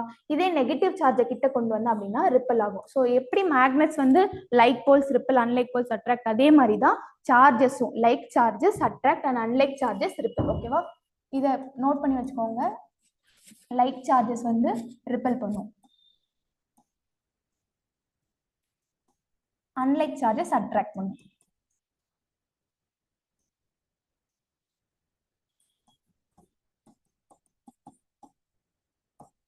ஓகேவா? இதுவும் மேக்னெட் கேஸ் மாதிரியே தான். ஸோ இப்போ வந்து 2 டைப் ஆஃப் சார்ஜஸ் இருக்கு. ஸோ இந்த மாதிரி ஒவ்வொரு சார்ஜும் ஃபீல்டை வந்து எக்ஸிபிட் பண்ணும் அப்படின்னு நம்ம சொல்லியாச்சு. ஸோ எப்படி வந்து ஃபீல்ட் லைன்ஸ் இருக்கும் அப்படின்னு சொல்லி பார்க்கணும். ஸோ பாசிட்டிவ் சார்ஜ் அப்படின்னா பாசிட்டிவ் சார்ஜ்ல இருந்து வர ஃபீல்டு வந்து டைவர்ஜ் ஆகும், அதாவது வெளியே வரும். ஃபீல்ட் லைன்ஸ் வந்து அவுட் சைட் ஆரோ வந்து இப்படிதான் ஸ்பெசிஃபை பண்ணுவோம். இதுதான் வந்து பாசிட்டிவ் சார்ஜோட ஃபீல்ட் லைன்ஸ். ஓகேவா? நெகட்டிவ் சார்ஜ்ல இருந்து ஃபீல்ட் லைன்ஸ் எப்படி வரும் அப்படின்னு சொன்னா கன்வர்ஜ் ஆகும். ஸோ இது நெகட்டிவ் சார்ஜ் அப்படின்னா ஃபீல்ட் லைன்ஸ் வந்து டுவர்ட்ஸ் த சார்ஜ் வரும், கன்வர்ஜ் அப்படின்னு சொல்லுவோம். ஓகேவா? கன்வர்ஜ் ஆகும். நெகட்டிவ் சார்ஜ்ல ஃபீல்ட் லைன்ஸ் கன்வர்ஜ் ஆகும், பாசிட்டிவ் சார்ஜ்ல டைவர்ஜ் ஆகும், அதாவது வெளியே வரும். ஓகேவா? இதுதான் 2 டைப்ஸ் ஆஃப் ஃபீல்ட். இப்போ 2 ஆப்போசிட் சார்ஜஸை கிட்ட கொண்டு வந்து அட்ராக்ட் ஆகும், 2 சேம் சார்ஜஸை கிட்ட கொண்டு வந்தா வந்து ரிப்பல் ஆகும். ஓகேவா? ஸோ இதுதான் வந்து பேசிக். ஏன் வந்து ஃபோர்ஸ் ஆக்ட் ஆகுது, இப்போ மேக்னெட்டை கிட்ட கொண்டு வந்தபோது ஏன் கிட்ட சம்டைம்ஸ் அட்ராக்ட் ஆகும், சம்டைம் ரிப்பல் ஆகும், ஏன்னா அதுல இருக்கிற ஃபீல்ட் லைன்ஸ். அதே மாதிரி சார்ஜஸை கிட்ட கொண்டு வரப்ப அதே மாதிரி நம்மளால ஃபோர்ஸ் எக்ஸ்பீரியன்ஸ் பண்ண முடியும். மேக்னெட்டோட ஃபோர்ஸ் எப்படி எக்ஸ்பீரியன்ஸ் பண்ணலாம், கையில எக்ஸ்பீரியன்ஸ் பண்ணுவோம் இல்லையா? மேக்னெட் வச்சு விளையாடி நம்ம கிட்ட கொண்டு வந்து அப்புறமா தூரம் கொண்டு வந்தா என்ன ஆகுது அப்படிலாம் பார்த்தோம் இல்லையா? அதே மாதிரி சார்ஜஸ்லயும் 2 சார்ஜஸை கிட்ட கொண்டு வந்தா சம்டைம்ஸ் அட்ராக்ட் ஆகும், சம்டைம்ஸ் ரிப்பல் ஆகும். ஸோ இந்த மாதிரி அட்ராக்ஷன் ரிப்பல்ஷன் வந்து force. So based on force. So force வந்து எதெல்லாம் பொறுத்து இருக்கு, இந்த 2 சார்ஜும் அட்ராக்ட் ஆர் ரிப்பல் ஆகுறது எதெல்லாம் பொறுத்து இருக்கு அப்படின்றத we have to find the factor. எதனால எல்லாம் ஃபோர்ஸ் வந்து மாறும் அப்படின்றத பார்க்கலாம். ஓகேவா? ஸோ ஃபர்ஸ்ட் ஃபேக்டர் எது வேணால ஃபோர்ஸ் டிபெண்ட் ஆகுது அப்படின்னா மேக்னிடியூட் ஆஃப் சார்ஜஸ் அப்படின்னு சொல்றோம். மேக்னிடியூட் அப்படின்னா என்ன? சப்போஸ் ஒரு குவான்டிட்டி இருக்கு அப்படின்னா, எக்ஸாம்பிள் வெலாசிட்டி எடுத்துக்கலாம். Velocity is equal to 2 metre per second அப்படின்னா இதுல 2ன்றது தான் மேக்னிடியூட். ஓகேவா? மீட்டர் பர் செகண்ட்ன்றது வந்து யூனிட். ஓகேவா? 2ன்றது வேல்யூ, அதோட யூனிட் வந்து மீட்டர் பர் செகண்ட். ஸோ மேக்னிடியூட்னா அதோட ஜஸ்ட் வேல்யூ மட்டும்தான். அப்போ மேக்னிடியூட் ஆஃப் சார்ஜ், இதே எக்ஸாம்பிள் இங்க கொண்டு வாங்க. மேக்னிடியூட் ஆஃப் சார்ஜஸ் அப்படின்னா சார்ஜோட யூனிட் என்ன? கூலும். ஓகேவா? ஸோ மேக்னிடியூட்னா என்ன? 2 இப்போ எக்ஸாம்பிள் Q1 2 கூலும் அப்படின்னா Q2 3 கூலும் அப்படின்னா இந்த 2 and 3 தான் மேக்னிடியூட்ஸ். ஓகேவா? அதை தான் மேக்னிடியூட்னு சொல்லுவோம். ஸோ ஃபோர்ஸ் எதை பொறுத்து இருக்கு? சார்ஜோட மேக்னிடியூட்ஸை பொறுத்து இருக்கு. சார்ஜோட யூனிட் என்ன? SI யூனிட் ஆஃப் சார்ஜ் ஃபர்ஸ்ட்லேயே படிச்சோம் இல்லையா? கூலும். ஸோ இதை வந்து மறக்கவே மறக்காதீங்க. SI யூனிட் ஆஃப் சார்ஜ் வந்து கூலும். ஓகே, ஃபர்ஸ்ட் ஃபேக்டர் வந்து magnitude of charge. Second factor எதை பொறுத்து இருக்கு அப்படின்னா nature of material medium. Material medium அப்படின்னா இப்போ இங்க ஒரு பாசிட்டிவ் சார்ஜ் இருக்கு, இங்க ஒரு நெகட்டிவ் சார்ஜ் இருக்கு. ஓகேவா? இது ரெண்டும் ஒரு டிஸ்டன்ஸ் d அப்பார்ட்ல வச்சிருக்கேன். இதுக்கும் நடுவுல உள்ள டிஸ்டன்ஸ் dன்னு வச்சுக்கிறேன். இப்போ நடுவுல உள்ள மீடியம், அதாவது இப்போ எக்ஸாம்பிள் ஒரு ஃப்ளோர் கன்சிடர் பண்ணிக்கோ. இமேஜின் பண்ணுங்க, ஒரு ஃப்ளோர் மேல ஒரு பாசிட்டிவ் சார்ஜ் இந்த பக்கமும் ஒரு நெகட்டிவ் சார்ஜும் வைக்கிறேன். நடுவுல வந்து எக்ஸாம்பிள் ஏர் இருக்கு அப்படின்னா அதுக்கு நடுவுல உள்ள மெட்டீரியல் மீடியம் வந்து ஏர். சப்போஸ் இந்த 2 சார்ஜுக்கும் நடுவுல நான் ஒரு பெரிய சிமெண்ட் ஆலோ பிளாக் எடுத்து வந்து வைக்கிறேன் அப்படின்னா அப்ப அந்த 2 சார்ஜுக்கும் நடுவுல உள்ள மெட்டீரியல் மீடியம் வந்து ஆலோ பிளாக். ஓகேவா? சோ இப்போ இந்த ஃபோர்ஸ் வந்து எதுவுமே நான் ஆலோ பிளாக் எக்ஸாம்பிள் எடுத்துக்கலாம். ஆலோ பிளாக்கை வைக்காததுக்கு முன்னாடி 2 சார்ஜுக்கும் நடுவுல யாருமே இல்லை இல்லையா? சோ ஃபோர்ஸ் வந்து டிஸ்டர்பே ஆகாது. சோ ஃபோர்ஸ் ரொம்ப அதிகமா இருக்கும் பிட்வீன் தீஸ் டூ. இப்போ எக்ஸாம்பிள் நான் ஒரு ஆலோ பிளாக் எடுத்து வந்து வைக்கிறேன் அப்படின்னா இந்த ஃபீல்ட் லைன்ஸ் வந்து இப்படி வர ஃபீல்ட் லைன்ஸ் வந்து டிஸ்டர்ப் ஆகும். ஏன்? நடுவுல நான் ஒரு மெட்டீரியல் மீடியம் வச்சா. So nature of material medium பொறுத்தும் நம்மளோட ஃபோர்ஸ் இருக்கு. அதுதான் செகண்ட் ஃபேக்டர். ஓகேவா? ஸோ தேர்ட் ஃபேக்டர் எதை பொறுத்து இருக்கு அப்படிங்கிறத பார்க்கலாம். Distance between the charges. Okay, so இதே மேக்னெட்டை வச்சு விளையாடின அந்த சினாரியோ எடுத்துப்போம். மேக்னெட்டை கிட்ட கொண்டு வரும்போது இப்போ அட்ராக்ட் ஆகுதுன்னா சீக்கிரமா போய் ஒட்டிக்கும் இல்லையா? மேக்னெட்டை தூரம் கொண்டு போக அதோட அட்ராக்ஷன் டெண்டன்சி வந்து கம்மியாயிட்டே போகும். ஸோ டிஸ்டன்ஸை பொறுத்தும் வந்து நமக்கு ஃபோர்ஸ் மாறும். ஸோ தேர்ட் ஃபேக்டர் என்ன? Distance between the charges. So இதெல்லாம் பொறுத்து தான் ஃபோர்ஸ் பிட்வீன் 2 சார்ஜஸ் இருக்கு. ஓகேவா? ஸோ இதை வந்து மறக்காதீங்க. ஃபர்ஸ்ட் வந்து மேக்னிடியூட் ஆஃப் சார்ஜஸ், செகண்ட் வந்து நேச்சர் ஆஃப் மெட்டீரியல் மீடியம், அதாவது 2 சார்ஜுக்கும் நடுவுல உள்ள மீடியம் பொறுத்து இருக்கு. தேர்ட் வந்து டிஸ்டன்ஸ் பிட்வீன் 2 சார்ஜஸ். ஸோ இந்த ஃபேக்டர்ஸ் எல்லாம் பொறுத்து தான் ஃபோர்ஸ் பிட்வீன் 2 சார்ஜஸ் இருக்கு. ஓகேவா? Okay, so general formula for force வந்து என்னன்னா F is equal to 1/4 pi epsilon into Q1 Q2 by d square அப்படின்னு இருக்கு. ஸோ Q1 Q2 என்ன? 2 சார்ஜ் இருக்கு. அப்படி 2 சார்ஜ் இருக்கு. சப்போஸ் இது ஒரு Q1, இது Q2. ஸோ இந்த ரெண்டு சார்ஜோட வேல்யூ எவ்வளோ இருக்கு அதை பொறுத்து நம்மளோட ஃபோர்ஸ் இருக்கு. ஸோ அது வந்து டைரக்ட்லி ப்ரொபோஷனல். ஃபோர்ஸ் வந்து இதோட வேல்யூ வந்து அதிகமா இருக்கு, Q1 Q2 வேல்யூ அதிகமா இருக்கு அப்படின்னா ஃபோர்ஸும் அதிகமா இருக்கும். அதனால தான் வந்து நியூமரேட்டர்ல எழுதுறோம். ஏதாவது ஒரு quantity F is equal to something நியூமரேட்டர்ல எழுதணும் அப்படின்னு சொன்னா என்ன ஆகும், இது இன்க்ரீஸ் ஆனா இது இன்க்ரீஸ் ஆனா இந்த Q1 Q2 ப்ராடக்ட் இன்க்ரீஸ் ஆனா ஃபோர்ஸும் இன்க்ரீஸ் ஆகும். இப்போ ஃபோர்ஸுக்கு டினாமினேட்டர்ல எழுது force is equal to by டினாமினேட்டர்ல என்னென்ன குவான்டிட்டிஸ் இருக்கு, 4 பை எப்சைலான் டி ஸ்கொயர் இதெல்லாம் இருக்கு. அப்போனா ஸோ இந்த குவான்டிட்டி இன்க்ரீஸ் ஆனா டினாமினேட்டர்ல இருக்க குவான்டிட்டி இன்க்ரீஸ் ஆனா நியூமரேட்டர்ல இருக்க குவான்டிட்டி டிக்ரீஸ் ஆகும். அந்த மாதிரி ஒரு ப்ராப்பர்ட்டி உள்ளதான் வந்து இன்வர்ஸ்லி ப்ரொபோஷனல், டைரக்ட்லி ப்ரொபோஷனல் படிச்சிருக்கோம் இல்லையா. ஸோ சார்ஜஸ் வந்து டைரக்ட்லி ப்ரொபோஷனல் ஃபோர்ஸுக்கு, டிஸ்டன்ஸுக்கு இன்வர்ஸ்லி ப்ரொபோஷனல். ஏன் இன்வர்ஸ்லி ப்ரொபோஷனல், அதே மேக்னெட் கேஸ் தான் ஓகேவா. கிட்ட மேக்னெட்ஸை கிட்ட கொண்டு வர நமக்கு அட்ராக்ஷன் ஒரு ரிப்பல்ஷன் அதிகமாகும், தூரம் கொண்டு போக அதோட எஃபெக்ட் வந்து கம்மி ஆயிட்டே போகும். ஸோ டிஸ்டன்ஸ் அதிகமாக ஃபோர்ஸ் வந்து கம்மியாகும். பட் ஆனா இங்க என்னவா இருக்கு, டி ஸ்கொயரா இருக்கு. ஏன் வந்து ஜஸ்ட் டியா இல்ல டி ஸ்கொயரா இருக்கு அப்படின்னா, இப்போ நம்ம டீல் பண்ற சார்ஜஸ் எல்லாமே இந்த பாயிண்ட் சார்ஜஸ் அப்படின்னு நம்ம தானே டீல் பண்றோம். இதுக்கெல்லாம் பாயிண்ட் சார்ஜஸ்க்கு மட்டும் தான் நம்ம கூலும்ஸ் லா யூஸ் பண்ணலாம். ஸோ பாயிண்ட் சார்ஜஸ் அப்படின்னா spherical in shape mostly. So area of sphere என்ன, ஏரியா ஆஃப் ஸ்பியரோட ஃபார்முலா என்ன, 4 பை ஆர் ஸ்கொயர். இதுதானே ஏரியா ஆஃப் ஸ்பியரோட ஃபார்முலா. ஸோ இதெல்லாம் ஸ்பெரிக்கல் சார்ஜஸ். ஸோ ஸ்பியர்ல இருந்து ஃபீல்டு எப்படி ஆகும், டைவர்ஜ் ஆர் கன்வர்ஜ் ஆகும். பட் என்ன ஜியோமெட்ரிக்கல் ஃபேக்டர் எதை பொறுத்து இருக்கும், ஆர் ஸ்கொயரை பொறுத்து தான் இருக்கும், நாட் ஜஸ்ட் ஆர். அப்போ inversely proportional to distance square, not just distance ஓகேவா. ஸோ அதனால தான் இந்த டி ஸ்கொயர் ஓகேவா. ஸோ இது ஏன்னு பார்த்துட்டோம், டி ஸ்கொயர் ஏன்னு பார்த்துட்டோம். ஸோ இந்த 4 பை ஏன் அப்படின்னு சொன்னா ஆல்ரெடி நம்ம சொன்னோம் இல்லையா, ஸ்பெரிக்கல் ஜியோமெட்ரி இது ஃபாலோ பண்றதுனால இந்த மேத்தமெட்டிக்கல் கான்ஸ்டன்ட் 4ன்றது ஒரு வேல்யூ நம்பர் இல்லையா, பைன்றது ஒரு கான்ஸ்டன்ட். ஸோ இந்த மேத்தமெட்டிக்கல் கான்ஸ்டன்ட் நம்ம இன்க்ளூட் பண்றோம். ஸோ இங்க ஒரு புதுசா ஒரு குவான்டிட்டி இருக்கு, ஒரு கிரீக் சிம்பிள் இருக்கு, எப்சைலான் அப்படின்னு இது சொல்லுவோம் ஓகேவா. இது பேர் வந்து எப்சைலான் சொல்லுவோம். ஸோ இதுதான் வந்து எதை குறிக்குது அப்படின்னா, ரெண்டு சார்ஜஸ்க்கும் நடுவுல உள்ள மெட்டீரியல் மீடியமோட எஃபெக்டை சொல்லுது ஓகேவா. நம்ம பழைய ஸ்லைட்ல பார்த்தோம் இல்லையா, ஃபோர்ஸ் எதெல்லாம் பொறுத்து இருக்கு, magnitude of charges, nature of material medium, distance between charges. So material மீடியமோட டிபெண்டன்சி எந்த ஃபேக்டர் இந்த ஃபார்முலால சொல்லுது அப்படின்னா இந்த எப்சைலான் ஓகேவா. ஸோ எப்சைலான்ன்றது வந்து அப்சல்யூட் பெர்மிட்டிவிட்டி, அதாவது எவ்வளோ வந்து நம்மளோட ஃபீல்ட் லைன்ஸை ஒரு புதுசா ஒரு மீடியம் ஏர் இல்லாம ஒரு மீடியம் வச்சோம் அப்படின்னா நம்மளோட ஃபோர்ஸ் எவ்வளோ டிஸ்டர்ப் ஆகுது அப்படின்றத சொல்றதுதான் வந்து அப்சல்யூட் பெர்மிட்டிவிட்டி ஓகேவா. இதுக்கும் ஒரு ஃபார்முலா இருக்கு. இந்த அப்சல்யூட் பெர்மிட்டிவிட்டிக்கு ஒரு ஜெனரல் ஃபார்முலா இருக்கு. Epsilon is equal to epsilon naught into epsilon r. இந்த வேர்ட் வந்து புதுசா கேள்விப்படுவீங்க, இது கிரீக் சிம்பிள்ஸ். இது எப்சைலான் வந்து அப்சல்யூட் பெர்மிட்டிவிட்டி, எப்சிலான் நாட் வந்து வேக்யூம்ல எதுவுமே இல்ல, ரெண்டு சார்ஜஸ்க்கும் நடுவுல எந்த மெட்டீரியலும் இல்ல, ஜஸ்ட் ஏர் ஆர் வேக்யூம் இருக்கு அப்படின்னா உங்களோட எவ்வளவு வந்து ஃபீல் லைன்ஸ் அலோவ் பண்ணும் அப்படின்றத சொல்றதுதான் எப்சிலான் நாட். எப்சிலான் ஆர் வந்து ரிலேட்டிவ் பெர்மிட்டிவிட்டி அப்படின்னு சொல்லுவோம். ஸோ எப்சிலான் ஆர் எப்படி எழுதலாம், எப்சிலான் பை எப்சிலான் நாட் ஓகேவா. ஸோ இது என்ன சொல்லும்னா, கம்பேர் டு ஏர் உன்னோட மெட்டீரியல், இப்போ எக்ஸாம்பிள் ஆலோ பிளாக் தானே நம்ம வச்சு ஃபர்ஸ்ட் கேஸ்ல பேசணும். ஸோ ஆலோ பிளாக்கை வைக்கும் போது ஏர்ல ஜஸ்ட் ஏர் மட்டும் இருக்கும் போதும் ஆலோ பிளாக்கை வைக்கும் போது எவ்வளோ amount of field lines disturb ஆகுது அப்படின்றத சொல்றது ஒரு ரேஷியோ தான் எப்சிலான் ஆர் ஓகேவா. இது வந்து யூனிட் லெஸ், இதுக்கு யூனிட் கிடையாது.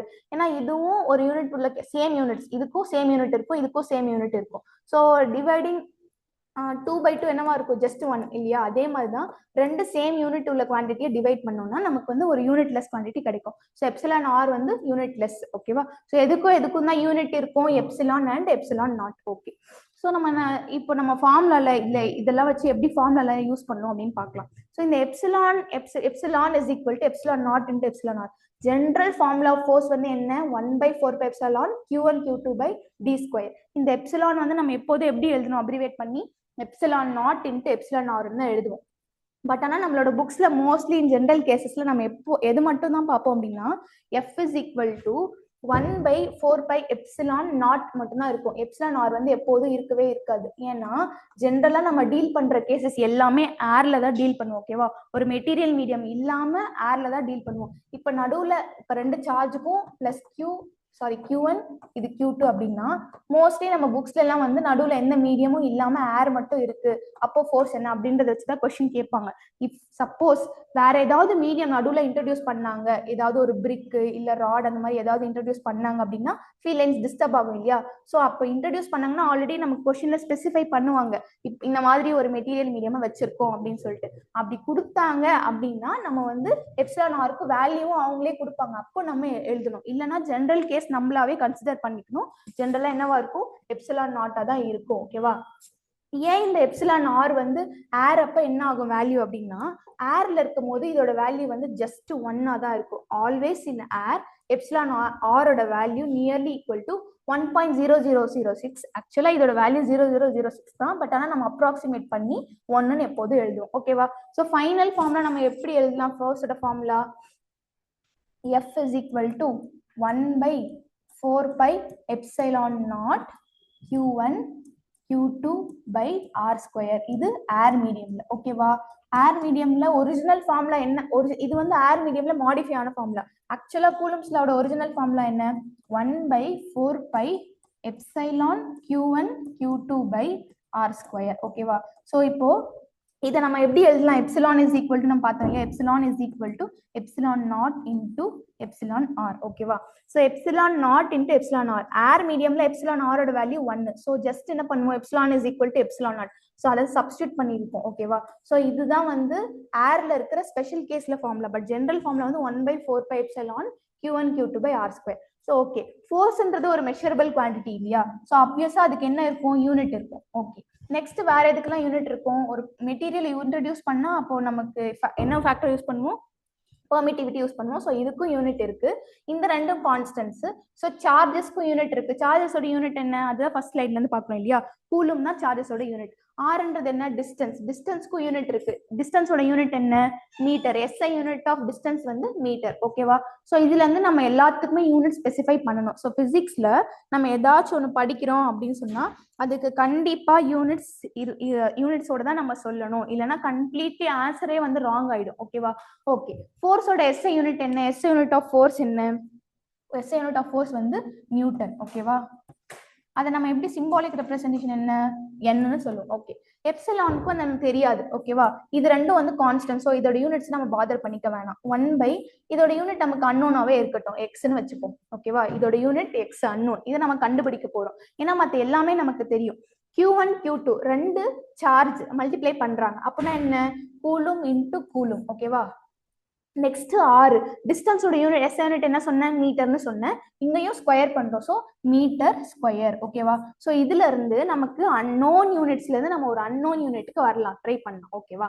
ஸோ நியூட்டன் யூனிட்ஸை மட்டும் நான் ஈக்குவேட் பண்றேன். Newton is equal to 1/x. எக்ஸ்ன்றது என்ன, எப்சிலானோட யூனிட் என்னன்னு, அதுதான் எக்ஸ். ஓகேவா? எப்சிலானோட யூனிட் தான் x. Next coulomb square by metre square. ஓகேவா? சோ எக்ஸோட யூனிட் வேணும்னா நம்ம என்ன பண்ணலாம், எக்ஸ் வந்து லெஃப்ட் ஹேண்ட் சைடு கொண்டு வந்துடலாம். X is equal to coulomb square metre power -2 newton power -1. ஓகேவா? ஸோ இதுதான் வந்து unit of epsilon. Okay, so இப்போ நமக்கு எப்சிலானோட ஒரிஜினல் ஃபார்முலா என்ன, epsilon is equal to epsilon naught into epsilon r தான் ஒரிஜினல் ஃபார்முலா. ஓகேவா?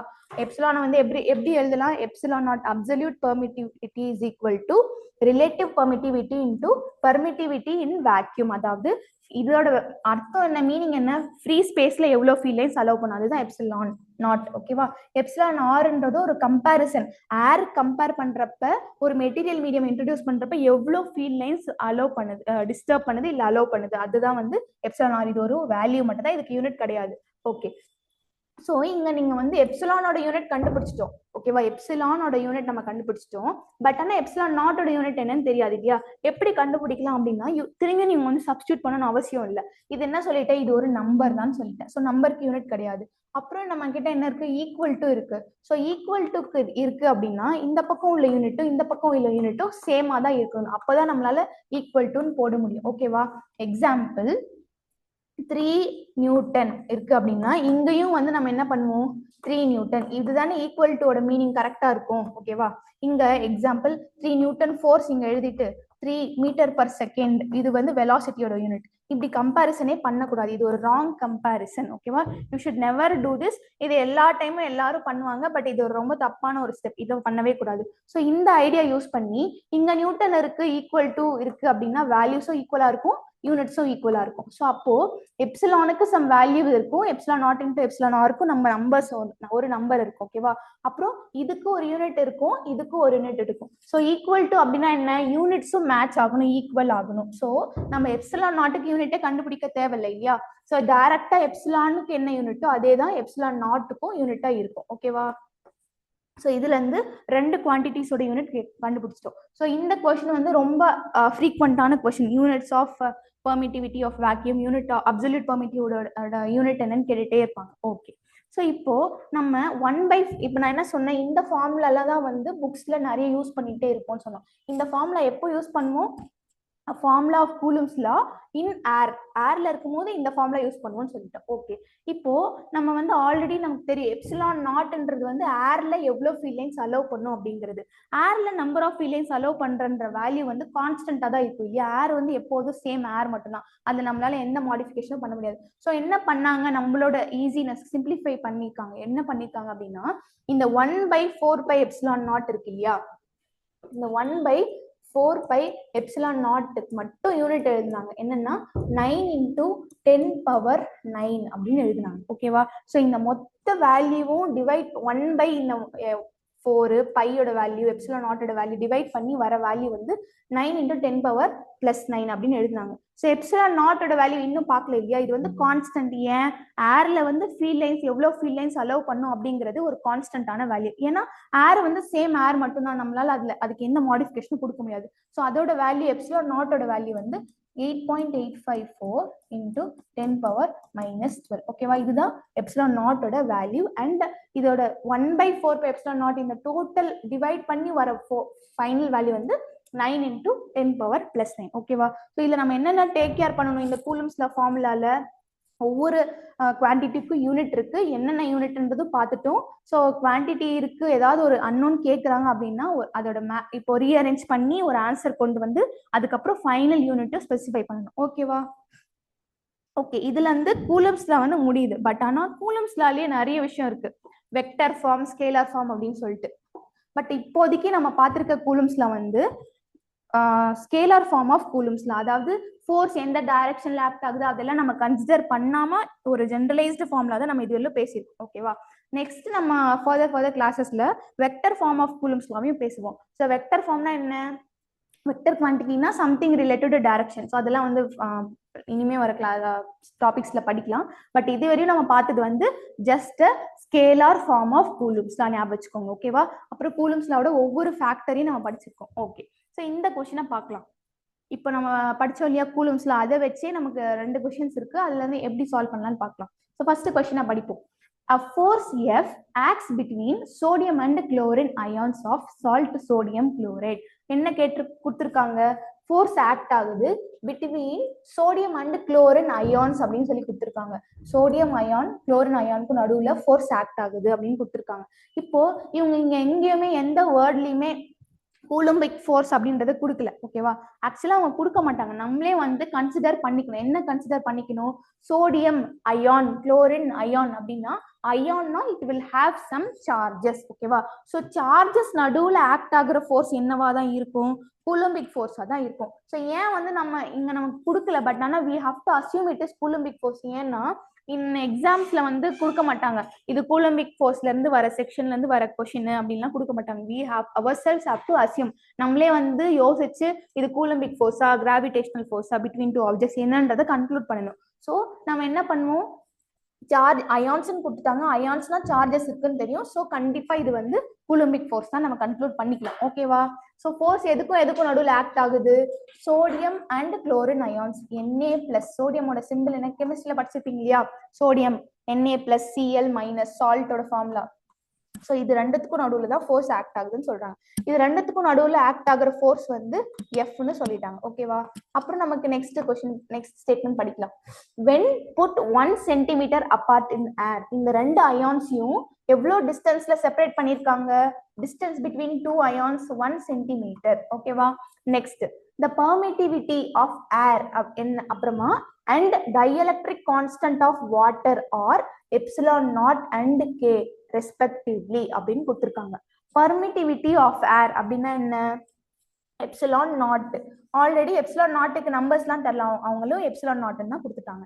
நெக்ஸ்ட் டைஎலக்ட்ரிக் கான்ஸ்டன்ட் அப்படின்னு கொடுத்துருக்காங்க. டைஎலக்ட்ரிக் கான்ஸ்டன்ட் அப்படின்னா எப்போதும் இதை வந்து நம்ம என்கவுண்டர் பண்ணிட்டே இருப்போம் இனிமே வர கொஸ்டின்ஸ்ல. டைஎலக்ட்ரிக் கான்ஸ்டன்ட் அப்படின்னா ரிலேட்டிவ் பர்மிட்டிவிட்டி. ஓகேவா? ரிலேட்டிவ் பர்மிட்டிவிட்டிக்கு பதிலாக தான் அவங்க டைஎலக்ட்ரிக் கான்ஸ்டன்ட் அப்படின்ற வேர்டை யூஸ் பண்றாங்க. ஓகேவா? இனிமே கொஸ்டின்ஸ்ல டைஎலக்ட்ரிக் கான்ஸ்டன்ட் அப்படின்னு வேர்டு வந்துச்சு அப்படின்னா கன்ஃபியூஸ் ஆக தேவையில்லை. இட் இஸ் ரிலேட்டிவ் பர்மிட்டிவிட்டியை தான் வந்து டைஎலக்ட்ரிக் கான்ஸ்டன்ட்னு சொல்றாங்க. ஓகேவா? ஸோ அப்போ ரிலேட்டிவ் பர்மிட்டிவிட்டினா என்ன? எப்சிலான் ஆர், அதோட வேல்யூ என்ன கொடுத்துருக்காங்க? கேன்னு கொடுத்துட்டாங்க. ஓகேவா? இதுவும் வந்து கிவன். ஓகே, இதெல்லாம் வந்து ஃபர்ஸ்ட் 2 லைன்ஸ்ல இருந்து நம்ம கொண்டு வந்த வேல்யூஸ். ஓகேவா?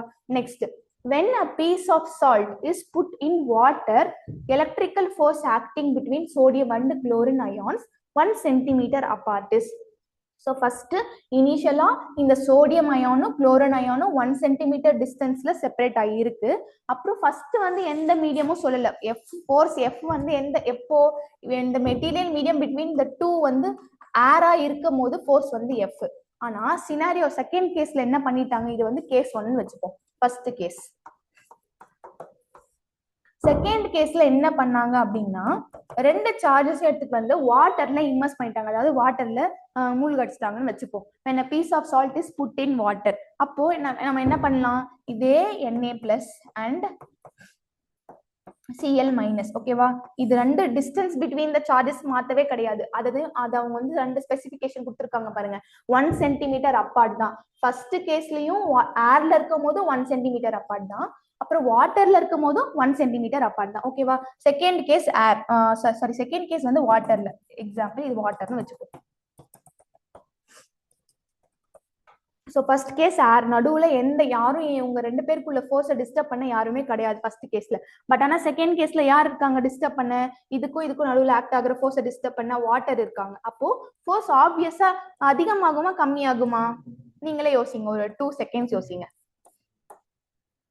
ஃபர்ஸ்ட் வந்து ரெண்டு சார்ஜஸ்க்கும் நடுவுல உள்ள ஃபோர்ஸ் வந்து டிஸ்டர்ப் பண்ண யாருமே கிடையாது. ஏன்னா it is just medium between these 2 charges. ரெண்டுத்துக்கும் நடுவுல உள்ள ஒரு மீடியம் வந்து என்னன்னா ஏர் மட்டும்தான். பட் ஆனா செகண்ட் கேஸ்ல ரெண்டு சார்ஜஸ்க்கும் நடுவுல உள்ள மீடியம் வந்து வாட்டர். ஓகேவா? ஸோ வாட்டர் என்ன பண்ணுவாங்க அப்படின்னா ஃபோர்ஸை வந்து டிக்ரீஸ் பண்ணுவாங்க. ஸோ ஃபோர்ஸ் என்னவாகும்? டிக்ரீஸ் ஆகும் இல்லையா?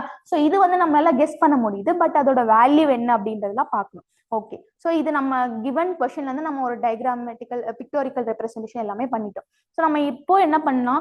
ஃபோர்ஸ் ஃபார்முலா யூஸ் பண்ணி இது எப்படிலாம் மாடிஃபை பண்ணலாம் அப்படின்னு பார்க்கலாம். ஸோ ஃபார்முலா என்ன?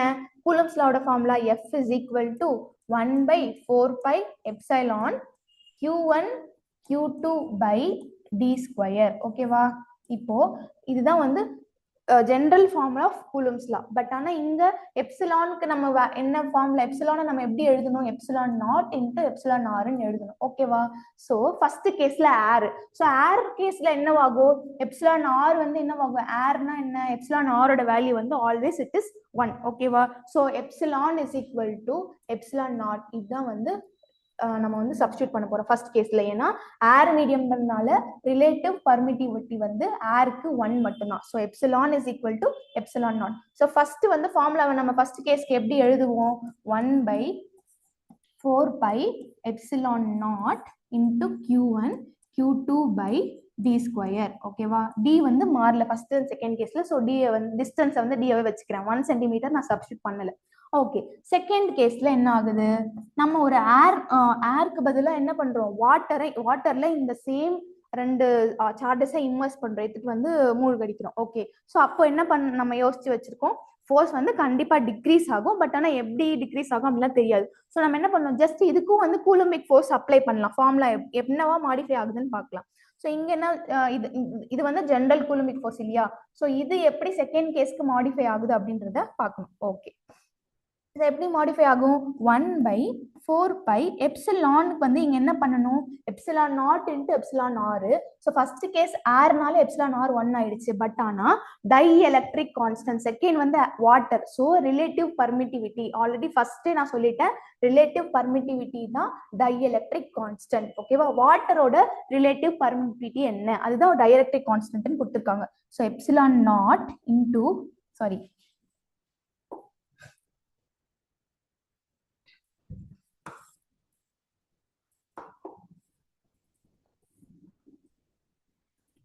1/4 epsilon naught into epsilon r தான் என்ன, வாட்டருக்கு ரிலேட்டிவ் பர்மிட்டிவிட்டி, அதாவது டயலக்ட்ரிக் கான்ஸ்டன்ட் கே. ஓகேவா? நெக்ஸ்ட் Q1 சார்ஜஸ் வந்து மாற கிடையாது, சார்ஜஸ் எல்லாம் மாத்தல. டிஸ்டன்ஸ் பிட்வீன் டூ சார்ஜஸும் மாறல. ஓகேவா? ஸோ d² தான். ஸோ இங்க நீங்க வந்து எஃப் வந்து ஃபர்ஸ்ட் கேஸ் ஏர்ல ஃபோர்ஸ், எஃப் பிரைம் வந்து செகண்ட் கேஸ் வாட்டர் மீடியம்ல உள்ள ஃபோர்ஸ். ஸோ எஃப்க்கும் எஃப் பிரைம்க்கு என்னதான் டிஃபரன்ஸ்? ஜஸ்ட் ஒரே ஒரு ஃபேக்டர் தான் டிஃபரன்ஸ். யோசிச்சீங்கன்னா நமக்கு ஃபைனல் ஆன்சர் வந்துடும், அவ்வளவுதான். அதுதான் answer. F prime in terms of F எப்படி எழுதலாம் அப்படின்னு பார்க்கணும், யோசிக்கணும். ஓகேவா? அதுதான் நமக்கு. இப்போ ஆப்ஷனை பாருங்க, ஆப்ஷன்ல என்ன கேட்டிருக்காங்க? இனிஷியலா ஏர்ல இருக்கும்போது ஃபோர்ஸும் டயலக்ட்ரிக் கான்ஸ்டன்ட்டும் யூஸ் பண்ணி தான் நம்மளோட ஃபைனல் ஆன்சரை ஸ்பெசிஃபை பண்ணணும். So F prime in terms of F எப்படி எழுதணும்னு பார்க்கலாம். ஸோ எஃப் பிரைம்ல எஃப் இருக்கான்னு பாருங்க. எஸ் ஒளிஞ்சிட்டு இருக்கு இல்லையா? 1/4 எப்சிலான் நாட் Q1 Q2/d². இதுக்கு பதிலா நான் என்ன சப்ஸ்டிடியூட் பண்ணலாம்? F ல சப்ஸ்டிட்யூட் பண்ணலாமா? சோ F பிரைம் எப்படி மாடிஃபை ஆகும்? F prime is equal to F/K. ஓகேவா? சோ இதுதான் ஃபைனல் ஆன்சர். சோ ஃபோர்ஸ் எத்தனை டைம் டிக்ரீஸ் ஆயிருக்கு? 1/K டைம்ஸ் ஃபோர்ஸ் வந்து டிக்ரீஸ் ஆயிருக்கு. ஏன்னா இனிஷியலா இந்த கேஸ்ல ஏர் கேஸ்ல ஃபோர்ஸை டிஸ்டர்ப் பண்ண யாரும் கிடையாது. பட் செகண்ட் கேஸ் வாட்டர்ல ஃபோர்ஸை டிஸ்டர்ப் பண்ண வாட்டர் மீடியம் இருக்கு. ஸோ ஃபீல்ட் லைன்ஸ் வந்து டிஸ்டர்ப் ஆகும், ஃபோர்ஸும் ஆப்வியஸா டிஸ்டர்ப் ஆகும். ஸோ எவ்வளோ டைம்ஸ் டிக்ரீஸ் ஆகுது? 1/K டைம்ஸ் டிக்ரீஸ் ஆகுது. ஓகேவா? இதுக்கு நம்ம எதுவுமே யூஸ் பண்ணல. ஸோ ஃபர்ஸ்ட் ஆப்ஷன் தான் மேட்ச் ஆகுது இல்லையா? ஸோ இந்த கொஸ்டினுக்கு நம்ம எந்த ஒரு பெரிய ஃபார்முலாவும் யூஸ் பண்ணல. ஜஸ்ட் கூலும்ஸ்லால ஒவ்வொரு ஃபேக்டரும் என்னன்றதை படிச்சுட்டோம். அதனால தான் நமக்கு இது ரொம்ப ஈஸியா இருந்துச்சு. ஸோ எப்சிலான் ஜென்ரல், அதனால தான் எப்போதும் நான் வந்து உங்களுக்கு ஒரு அட்வைஸ் என்னன்னா, எப்போதும் ஜென்ரல் ஃபார்ம் ஆஃப் கூலும்ஸ் தான் ஞாபகம் வச்சுக்கோங்க. ஜென்ரல் ஃபார்ம் ஆஃப் கூலும்ஸ்லாம் ஞாபகம் வச்சுக்கிட்டோம்னா நமக்கு பிரச்சனையே கிடையாது. ஓகேவா? அதுலயே வந்து எப்சிலான் வந்து என்ன, எப்சிலான் வந்து நம்ம எப்படி எழுதலாம்? Epsilon naught into epsilon r. அதுல இருந்து எப்சிலான் நாட் கொடுத்துருக்காங்க, அதுக்கு என்ன வேல்யூ? எப்சிலான் ஆர் வந்து ரிலேட்டிவ் பெர்மிட்டிவிட்டி, அதுக்கு ஏதாவது கொஸ்டின்ல கிவன் இருக்கு அப்படின்றத பார்த்தாவே போதும். ஓகேவா? ஸோ இது ஒரு கொஸ்டின், ஒரு ஈஸியான கொஸ்டின் தானே, எவ்வளவு ஃபோர்ஸ் வந்து டிக்ரீஸ் ஆகுது அப்படின்றது. இதுவும் ஒரு ப்ரீவியஸ் இயர் கொஸ்டின் தான். Once if you know why every factor of formula ஏன் வந்துச்சு அப்படின்னு தெரிஞ்சோம்னா கொஸ்டின் சால்வ் பண்ணுறது ஒரு பெரிய விஷயம் இல்லை. ஓகேவா? Okay, next question. இதே கூலும் சொல்ல நெக்ஸ்ட் கொஸ்டின் பார்க்கலாம். Okay, two charges equal in magnitude and opposite in polarity are placed at a certain distance apart. ஓகேவா? ஃபர்ஸ்ட் லைனுக்கு ஒரு டயக்ராம் மாதிரி நம்ம வரைய ட்ரை பண்ணுவோம். two charges equal in magnitude. ஓகேவா? ரெண்டு சார்ஜ் சொல்லிட்டாங்க, ஈக்குவல் இன் மேக்னிடியூட் அப்படின்னு சொல்லிட்டாங்க. அதாவது ஒவ்வொரு சார்ஜுக்கும் இருக்கிற வேல்யூ வந்து சேம். ஓகேவா? சப்போஸ் எக்ஸாம்பிள் இதுல 2 கூலும் இருக்கு அப்படின்னா இதுலயும் 2 கூலும், அதுதான் மேக்னிடியூட் சேம் அப்படின்னு சொல்றாங்க. ஈக்குவல் இன் மேக்னிடியூட். ஓகேவா? ஈக்குவல் இன் மேக்னிடியூட்னா வேல்யூ சேமா இருக்கும். ஓகேவா? நெக்ஸ்ட் ஆப்போசிட் இன் பொலாரிட்டி. பொலாரிட்டி அப்படின்னா பிளஸ் ஆர் மைனஸ், அதுதான் பொலாரிட்டி. ஓகேவா? ஆப்போசிட் இன் பொலாரிட்டினா என்ன? இது பிளஸ்ஸா இருந்தா இது மைனஸா இருக்கும். Opposite in polarity R placed at certain distance apart. ஓகேவா? டி டிஸ்டன்ஸ், இது ரெண்டுத்துக்கும் நடுவில் உள்ள டிஸ்டன்ஸ் டின்னு வச்சுப்போம். இது எல்லாமே நம்மளா அசியூம் பண்ணிக்கலாம். இங்கேயும் +2 -2 கொடுத்துருக்கேன் இல்லையா? இது சும்மா மேக்னிடியூட் ஈக்குவல்ன்றதுக்காக சொல்லியிருக்கேன். பட் நம்ம இந்த மாதிரி ஃபிக்ஸ் ஆயிக்க வேணாம், +2 ஒரு -2 அப்படின்றது. ஜென்ரலா ரெப்ரசென்ட் பண்ண ட்ரை பண்ணுவோம். எப்போதும் ஜென்ரலா ரெப்ரசென்ட் பண்ணிக்கிட்டா ஈஸி, நம்பர்ஸ் இல்லாம. ஓகேவா? ஸோ இப்போ நான் என்ன பண்றேன், இதுக்கு +Qன்னு அசியூம் பண்ணிக்கிறேன், இதுக்கு -Qன்னு அசியூம் பண்ணிக்கிறேன். ஓகேவா? ஸோ ஃபர்ஸ்ட் ஸ்டேட்மெண்ட்டை நம்ம டயக்ராமா ரெப்ரசென்ட் பண்ணிட்டோம். Next and kept at certain distance apart and force acting between them is F. இப்போ இந்த ரெண்டு சார்ஜுக்கு நடுவுல ஆக்ட் ஆகுற ஃபோர்ஸ் வந்து Fன்னு சொல்லிட்டாங்க. ஓகே, இது வெளில இருக்கிற ஸ்டேட்மெண்டோட பிக்டோரிக்கல் representation. Next, if 75% charge of one is transferred to another, if 75% of 75% charge of one is transferred to another, then the force between charges என்னன்னு கேக்குறாங்க. ஓகேவா? இப்போ ஃபர்ஸ்ட் இதுல இருந்து 75% டிரான்ஸ்ஃபர் ஆகி இதுக்கு போகுதுன்னு வச்சுக்கலாம். இல்ல இதுல இருந்து 75% இந்த மைனஸ் கியூல இருந்து 75% டிரான்ஸ்ஃபர் ஆகி இதுக்கு போகுது. எந்த கேஸ் எடுத்தாலும் ஆன்சர் சேமா தான் வரும். ஓகேவா? ஏன்னா நம்ம பிளஸ் ஆர் மைனஸ் பாதர் பண்ண போறது கிடையாது. ஓகே, ஸோ நம்ம என்ன பண்ணலாம், இங்க இருந்தே பிளஸ்ல இருந்தே சார்ஜஸ் எடுக்கிறாங்க அப்படின்னு நம்ம அசியூம் பண்ணிக்கலாம். ஸோ ஃபர்ஸ்ட் என்ன, 75% ஆஃப் பிளஸ் கியூ சார்ஜ் வந்து டிரான்ஸ்ஃபர் ஆகுதுன்னு வச்சுப்போம். ஓகேவா? ஸோ 75% ஆஃப் பிளஸ் இதுல இருந்து 75% எடுத்து இதுக்கு தராங்க. ஓகேவா? ஸோ 75% ஆஃப் பிளஸ் கியூ என்ன, 75/100 இன்டூ பிளஸ் கியூ. ஓகேவா?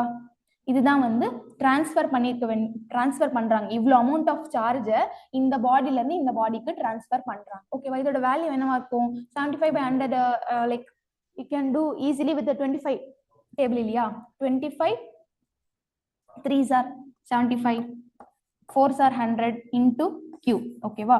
சோ இவ்ளோ அமௌண்ட் ஆஃப் சார்ஜஸ் வந்து இந்த பாடி 1 வச்சுப்போம், இது பாடி 2 வச்சுப்போம், பாடி 1ல இருந்து பாடி 2க்கு ட்ரான்ஸ்ஃபர் ஆயிருக்கு. சோ இவ்ளோ அமௌண்ட் ஆஃப் சார்ஜ் எடுத்து என்ன பண்றோம், பாடி 2 ஓட ஆட் பண்றோம். ஆல்ரெடி இந்த பாடி 2ல எவ்வளவு சார்ஜஸ் இருக்கு, -q சார்ஜ் இருக்கு. ஓகேவா? இது வந்து q2 சார்ஜ், இது q1 சார்ஜ்னு வச்சுப்போம். Q1ல இருந்து 75% எடுத்து Q2க்கு கொடுத்துருக்கோம். Q2ல ஆல்ரெடி அவைலபிள் என்ன, Q2ல ஆல்ரெடி அவைலபிள் வந்து -q. ஓகேவா? இதோட நம்ம எவ்வளவு ஆட் பண்றோம், +3/4 Q-வை ஆட் பண்றோம். ஓகேவா? ஸோ இவ்வளோ அமௌண்ட்டை வந்து டிரான்ஸ்ஃபர் பண்ணியிருக்கோம் from first body to second பாடி. ஓகேவா? டிரான்ஸ்ஃபர் பண்ணும்போது ஆட் ஆயிக்கும் இல்லையா, just addition. Okay, -4q + 3q. இதை சிம்பிளிஃபை பண்ணலாமா, -4q + 3q/4. Okay, so answer என்னவா இருக்கும், -q/4. ஓகேவா? So Q2 charge on second body after transfer என்னவா இருக்கும், -q/4. ஓகே, ஸோ நம்ம ஃபர்ஸ்ட் இப்போ சார்ஜ் ஆன் செகண்ட் பாடி இவ்வளோ அமௌண்ட் சார்ஜ் 3/4 அமௌண்ட் எடுத்து செகண்ட் பாடி கொடுத்துட்டோம். பட் ஆனா இப்போ எடுத்தது வந்து கம்மியா இருக்கணும் இல்லையா, ஃபர்ஸ்ட் பாடியில இருந்து சார்ஜ் கம்மியா இருக்கணும் இல்லையா. ஸோ Q1 என்னவா இருக்கும், கம்மியா இருக்கும், நெட் சார்ஜ்ல இருந்து Q1 கம்மியா இருக்கும். ஸோ என்ன பண்ணுவோம் அப்படின்னா, Q1 ஓட வேல்யூ என்னவா இருக்கும், ஃபர்ஸ்ட் இனிஷியலா அதுக்கு எவ்வளவு இருந்துச்சு, +q இருந்துச்சு.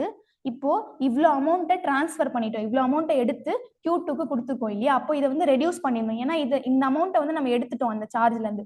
ஸோ -3/4q இவ்வளோ அமௌண்ட்டை எடுத்துட்டோம். ஓகே, ஸோ இதோட வேல்யூ என்ன, +q/4.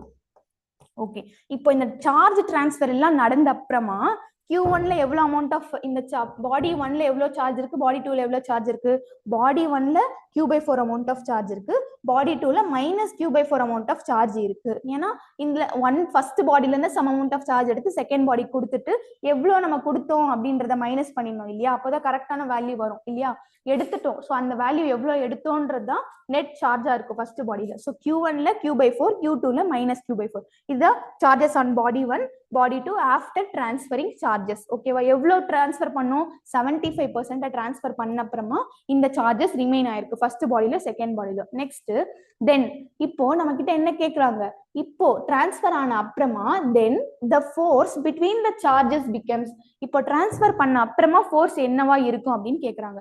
ஸோ ஃபோர்ஸோட ஃபார்முலா என்ன, F is equal to 1/4πε0 Q1 Q2/r². இது இனிஷியலா சாரி, இது வந்து general Coulombic force formula. So initially Q1 Q2. ஓகேவா? Q1 Q2க்கு என்ன ஃபார்முலா, இனிஷியலா டிரான்ஸ்ஃபர் ஆகாததுக்கு முன்னாடி Q1 Q2 என்னவா இருந்துச்சு, Q1 வந்து +q இருந்துச்சு, Q2 -q இருந்துச்சு. ஸோ இத கூலம்பிக் ஃபோர்ஸை ரீரைட் பண்ணலாமா. So -q/4πε0r². இது வந்து ஃபர்ஸ்ட் கேஸ், டிரான்ஸ்ஃபர் ஆகாததுக்கு முன்னாடி உள்ள ஃபோர்ஸ். நெக்ஸ்ட் செகண்ட் கேஸ்ல சார்ஜஸ் என்னவாச்சு, Q1 என்னவாச்சு, Q1 வந்து +q/4 ஆச்சு. ஓகேவா? சோ அப்ப Q1க்கு பதிலா என்ன சப்ஸ்டிடியூட் பண்ணனும், +q/4. Q2 என்னவாச்சு, -q/4 ஆச்சு. ஓகேவா? அப்போ Q2க்கு பதிலா -q/4னு சப்ஸ்டிடியூட் பண்ணனும். நெக்ஸ்ட் 4πε0 அதேதான், அது ஒரு கான்ஸ்டன்ட் இல்லையா, அது எந்த மாற்றமும் கிடையாது. Next r², distance between them ஏதாவது சேஞ்ச் ஆயிருக்கு அப்படின்னு ஏதாவது ஹிண்ட் இருக்கா क्वेश्चनல, எதுவுமே இல்ல. So r² just like that அப்படியே எழுதலாம். ஸோ திரும்பியும் நம்ம பழைய ஃபார்முலால பண்ணோம் இல்லையா, ஃபோர்ஸ் எப்படி மாடிஃபை ஆச்சு அப்படின்றத இது எஃப்னு வச்சுப்போம், இது எஃப் பிரைம்னு வச்சுப்போம். ஸோ ஃபோர்ஸ் எப்படி மாடிஃபை ஆச்சு, இதுல இருந்து ஃபர்ஸ்ட் ஃபார்முலாவை அப்படியே சப்ஸ்டிடியூட் பண்ணலாமா, எஃப்க்கு பதிலா இந்த மொத்த வேல்யூக்கு பதிலா நம்ம instead of all these values நம்ம என்ன சப்ஸ்டிடியூட் பண்ணலாம், எஃப் ஒரிஜினல் எஃப் சப்ஸ்டிடியூட் பண்ணலாமா. ஸோ எஃப் மீதி உள்ள ஃபேக்டர்ஸ் என்ன, 4 into 4 16. ஓகேவா. ஸோ அப்போ ஃபைனலா ஃபோர்ஸ் டிரான்ஸ்ஃபர் பண்ண அப்புறம் சார்ஜஸ் எல்லாம் டிரான்ஸ்ஃபர் பண்ண அப்புறம் ஃபோர்ஸ் என்னவா இருக்கு, எஃப் பை 16. ஸோ ஃபோர்ஸ் எவ்வளோ டைம் ரெடியூஸ் ஆயிருக்கு, எஃப் பை 16 டைம்ஸ் ரெடியூஸ் ஆயிருக்கு. ஸோ லாஸ்ட் கொஸ்டின்லயும் இந்த கொஸ்டின்லயும் பாத்தீங்கன்னா ஃபோர்ஸ் வந்து டிக்ரீஸ் ஆயிருக்கு. பட் லாஸ்ட் கேஸ்ல ஃபோர்ஸை டிக்ரீஸ் பண்ண என்ன பண்ணோம், நடுவுல ரெண்டு சார்ஜஸ்க்கும் நடுவுல ஒரு மெட்டீரியல் மீடியம் இன்ட்ரடியூஸ் பண்ணிட்டோம் இல்லையா. ஸோ ஒரு மெட்டீரியல் மீடியம், அதாவது ஏருக்கு பதிலா வாட்டரை நம்ம இன்ட்ரடியூஸ் பண்ணா ஃபோர்ஸ் வந்து கம்மி ஆயிடுச்சு. ஸோ இந்த மாதிரி சிச்சுவேஷனை மாடிஃபிகேஷன் பண்ணி ஃபோர்ஸ் வந்து டிக்ரீஸ் பண்ணும். இந்த செகண்ட் அடுத்த கொஸ்டின்லயும் வந்து ஃபோர்ஸ் வந்து டிக்ரீஸ் ஆயிருக்கு. பட் ஆனா இப்போ இந்த கேஸ்ல ஃபோர்ஸ் டிக்ரீஸ் ஆகிறதுக்கான ரீசன் என்ன, some amount of charge transfer. ஓகேவா. சோ இந்த மாதிரி தான் क्वेश्चंस கேட்பாங்க. என்ன क्वेश्चन, இப்போ நமக்கு வந்து ஒரு பேசிக் கூலம்ஸ் லா ஃபார்முலா தான், பட் ஆனா டிஃபரெண்ட் மாடிஃபிகேஷன் பண்ணிருக்காங்க. என்னென்னலாம் பண்ணலாம், இந்த வேல்யூ மாத்தி எவ்வளவு ஃபோர்ஸ் என்ன ஆகுது அப்படின்னு பார்க்கலாம். இல்ல நெக்ஸ்ட் மேபி நெக்ஸ்ட் இயர் என்ன क्वेश्चन கேட்கலாம், ஆர் இந்த டிஸ்டன்ஸ் வந்து மாத்தலாம் இல்லையா. ஒன்னு என்ன பண்ணலாம், ரெண்டு சார்ஜஸ் ரொம்ப கிட்ட கொண்டு வந்து ஃபோர்ஸ் என்ன ஆகுது, இல்ல ரொம்ப தூரமா கொண்டு வந்து ஃபோர்ஸ் என்ன ஆகுது அப்படின்னு சொல்லி அந்த ஒரு ஃபேக்டர் வச்சு क्वेश्चंस கேட்கலாம். அப்புறம் டிஃபரெண்ட் மீடியம் யூஸ் பண்ணி ஏர், வாட்டர், இல்ல வேற ஏதாவது ஒரு மெட்டீரியல் மீடியம், ஒரு பிளாக் ஆஃப் அயன், அந்த மாதிரிலாம் யூஸ் பண்ணி டிஃபரெண்ட் மாடிஃபிகேஷன் யூஸ் பண்ணலாம். ஸோ இந்த மாதிரிலாம் யூஸ் பண்ணி ஃபோர்ஸ் வந்து டிக்ரீஸ் ஆர் இன்க்ரீஸ் பண்ணலாம். ஸோ இதை வந்து எப்படி நம்ம பார்த்தோன்னே ஆன்சர் பண்ணலாம்னா, ஒன்ஸ் நமக்கு ஃபோர்ஸோட ஃபார்முலா என்னென்னலாம் ஃபேக்டர்ஸ் இருக்கு அதெல்லாம் பார்த்தாவே நம்ம ஈஸியா நம்மளால ஆன்சர் பண்ண முடியும். ஓகேவா. ஸோ இதோட ஸ்கேலார் ஃபார்ம் ஆஃப் கூலம்ஸ் லாவும் ப்ராப்பர்ட்டிஸ் ஆஃப் சார்ஜஸும் முடிஞ்சிச்சு. ஸோ இது நடுவில் ஏதாச்சும் டவுட் இருக்கு அப்படி சாட் பாக்ஸ்ல போட்டிருந்தீங்கன்னா சால்வ் பண்ண ட்ரை பண்ணலாம்.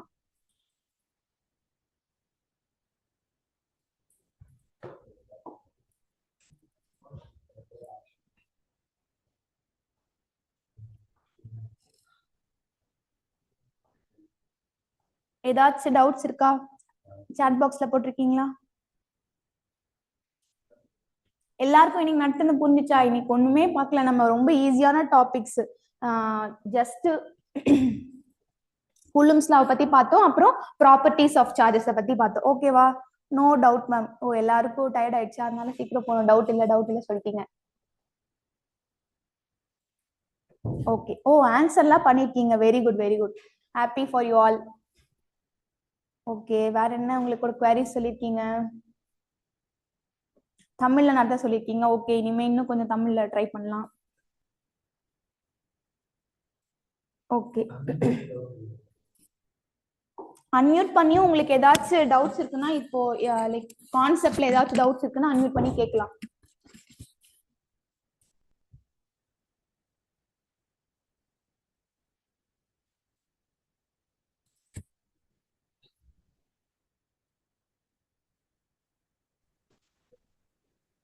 Okay, nobody has doubt. Okay guys, எல்லாரும் ரெஸ்ட் எடுங்க.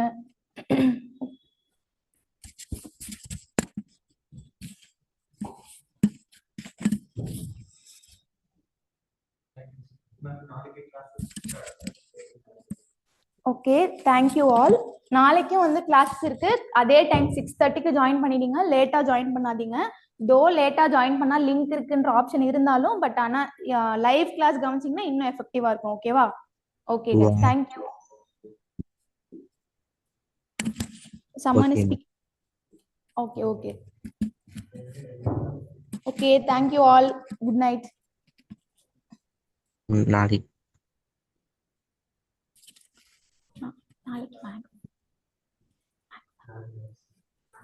நாளைக்கு வந்து மேக்ஸ் கிளாஸ்.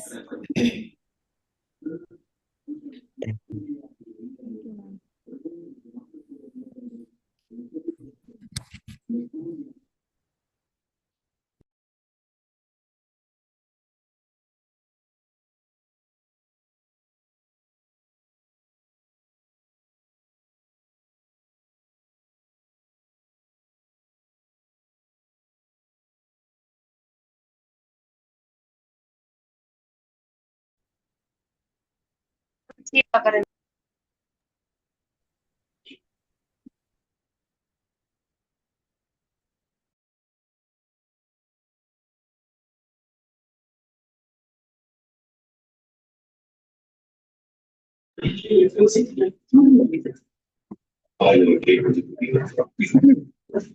போனாங்க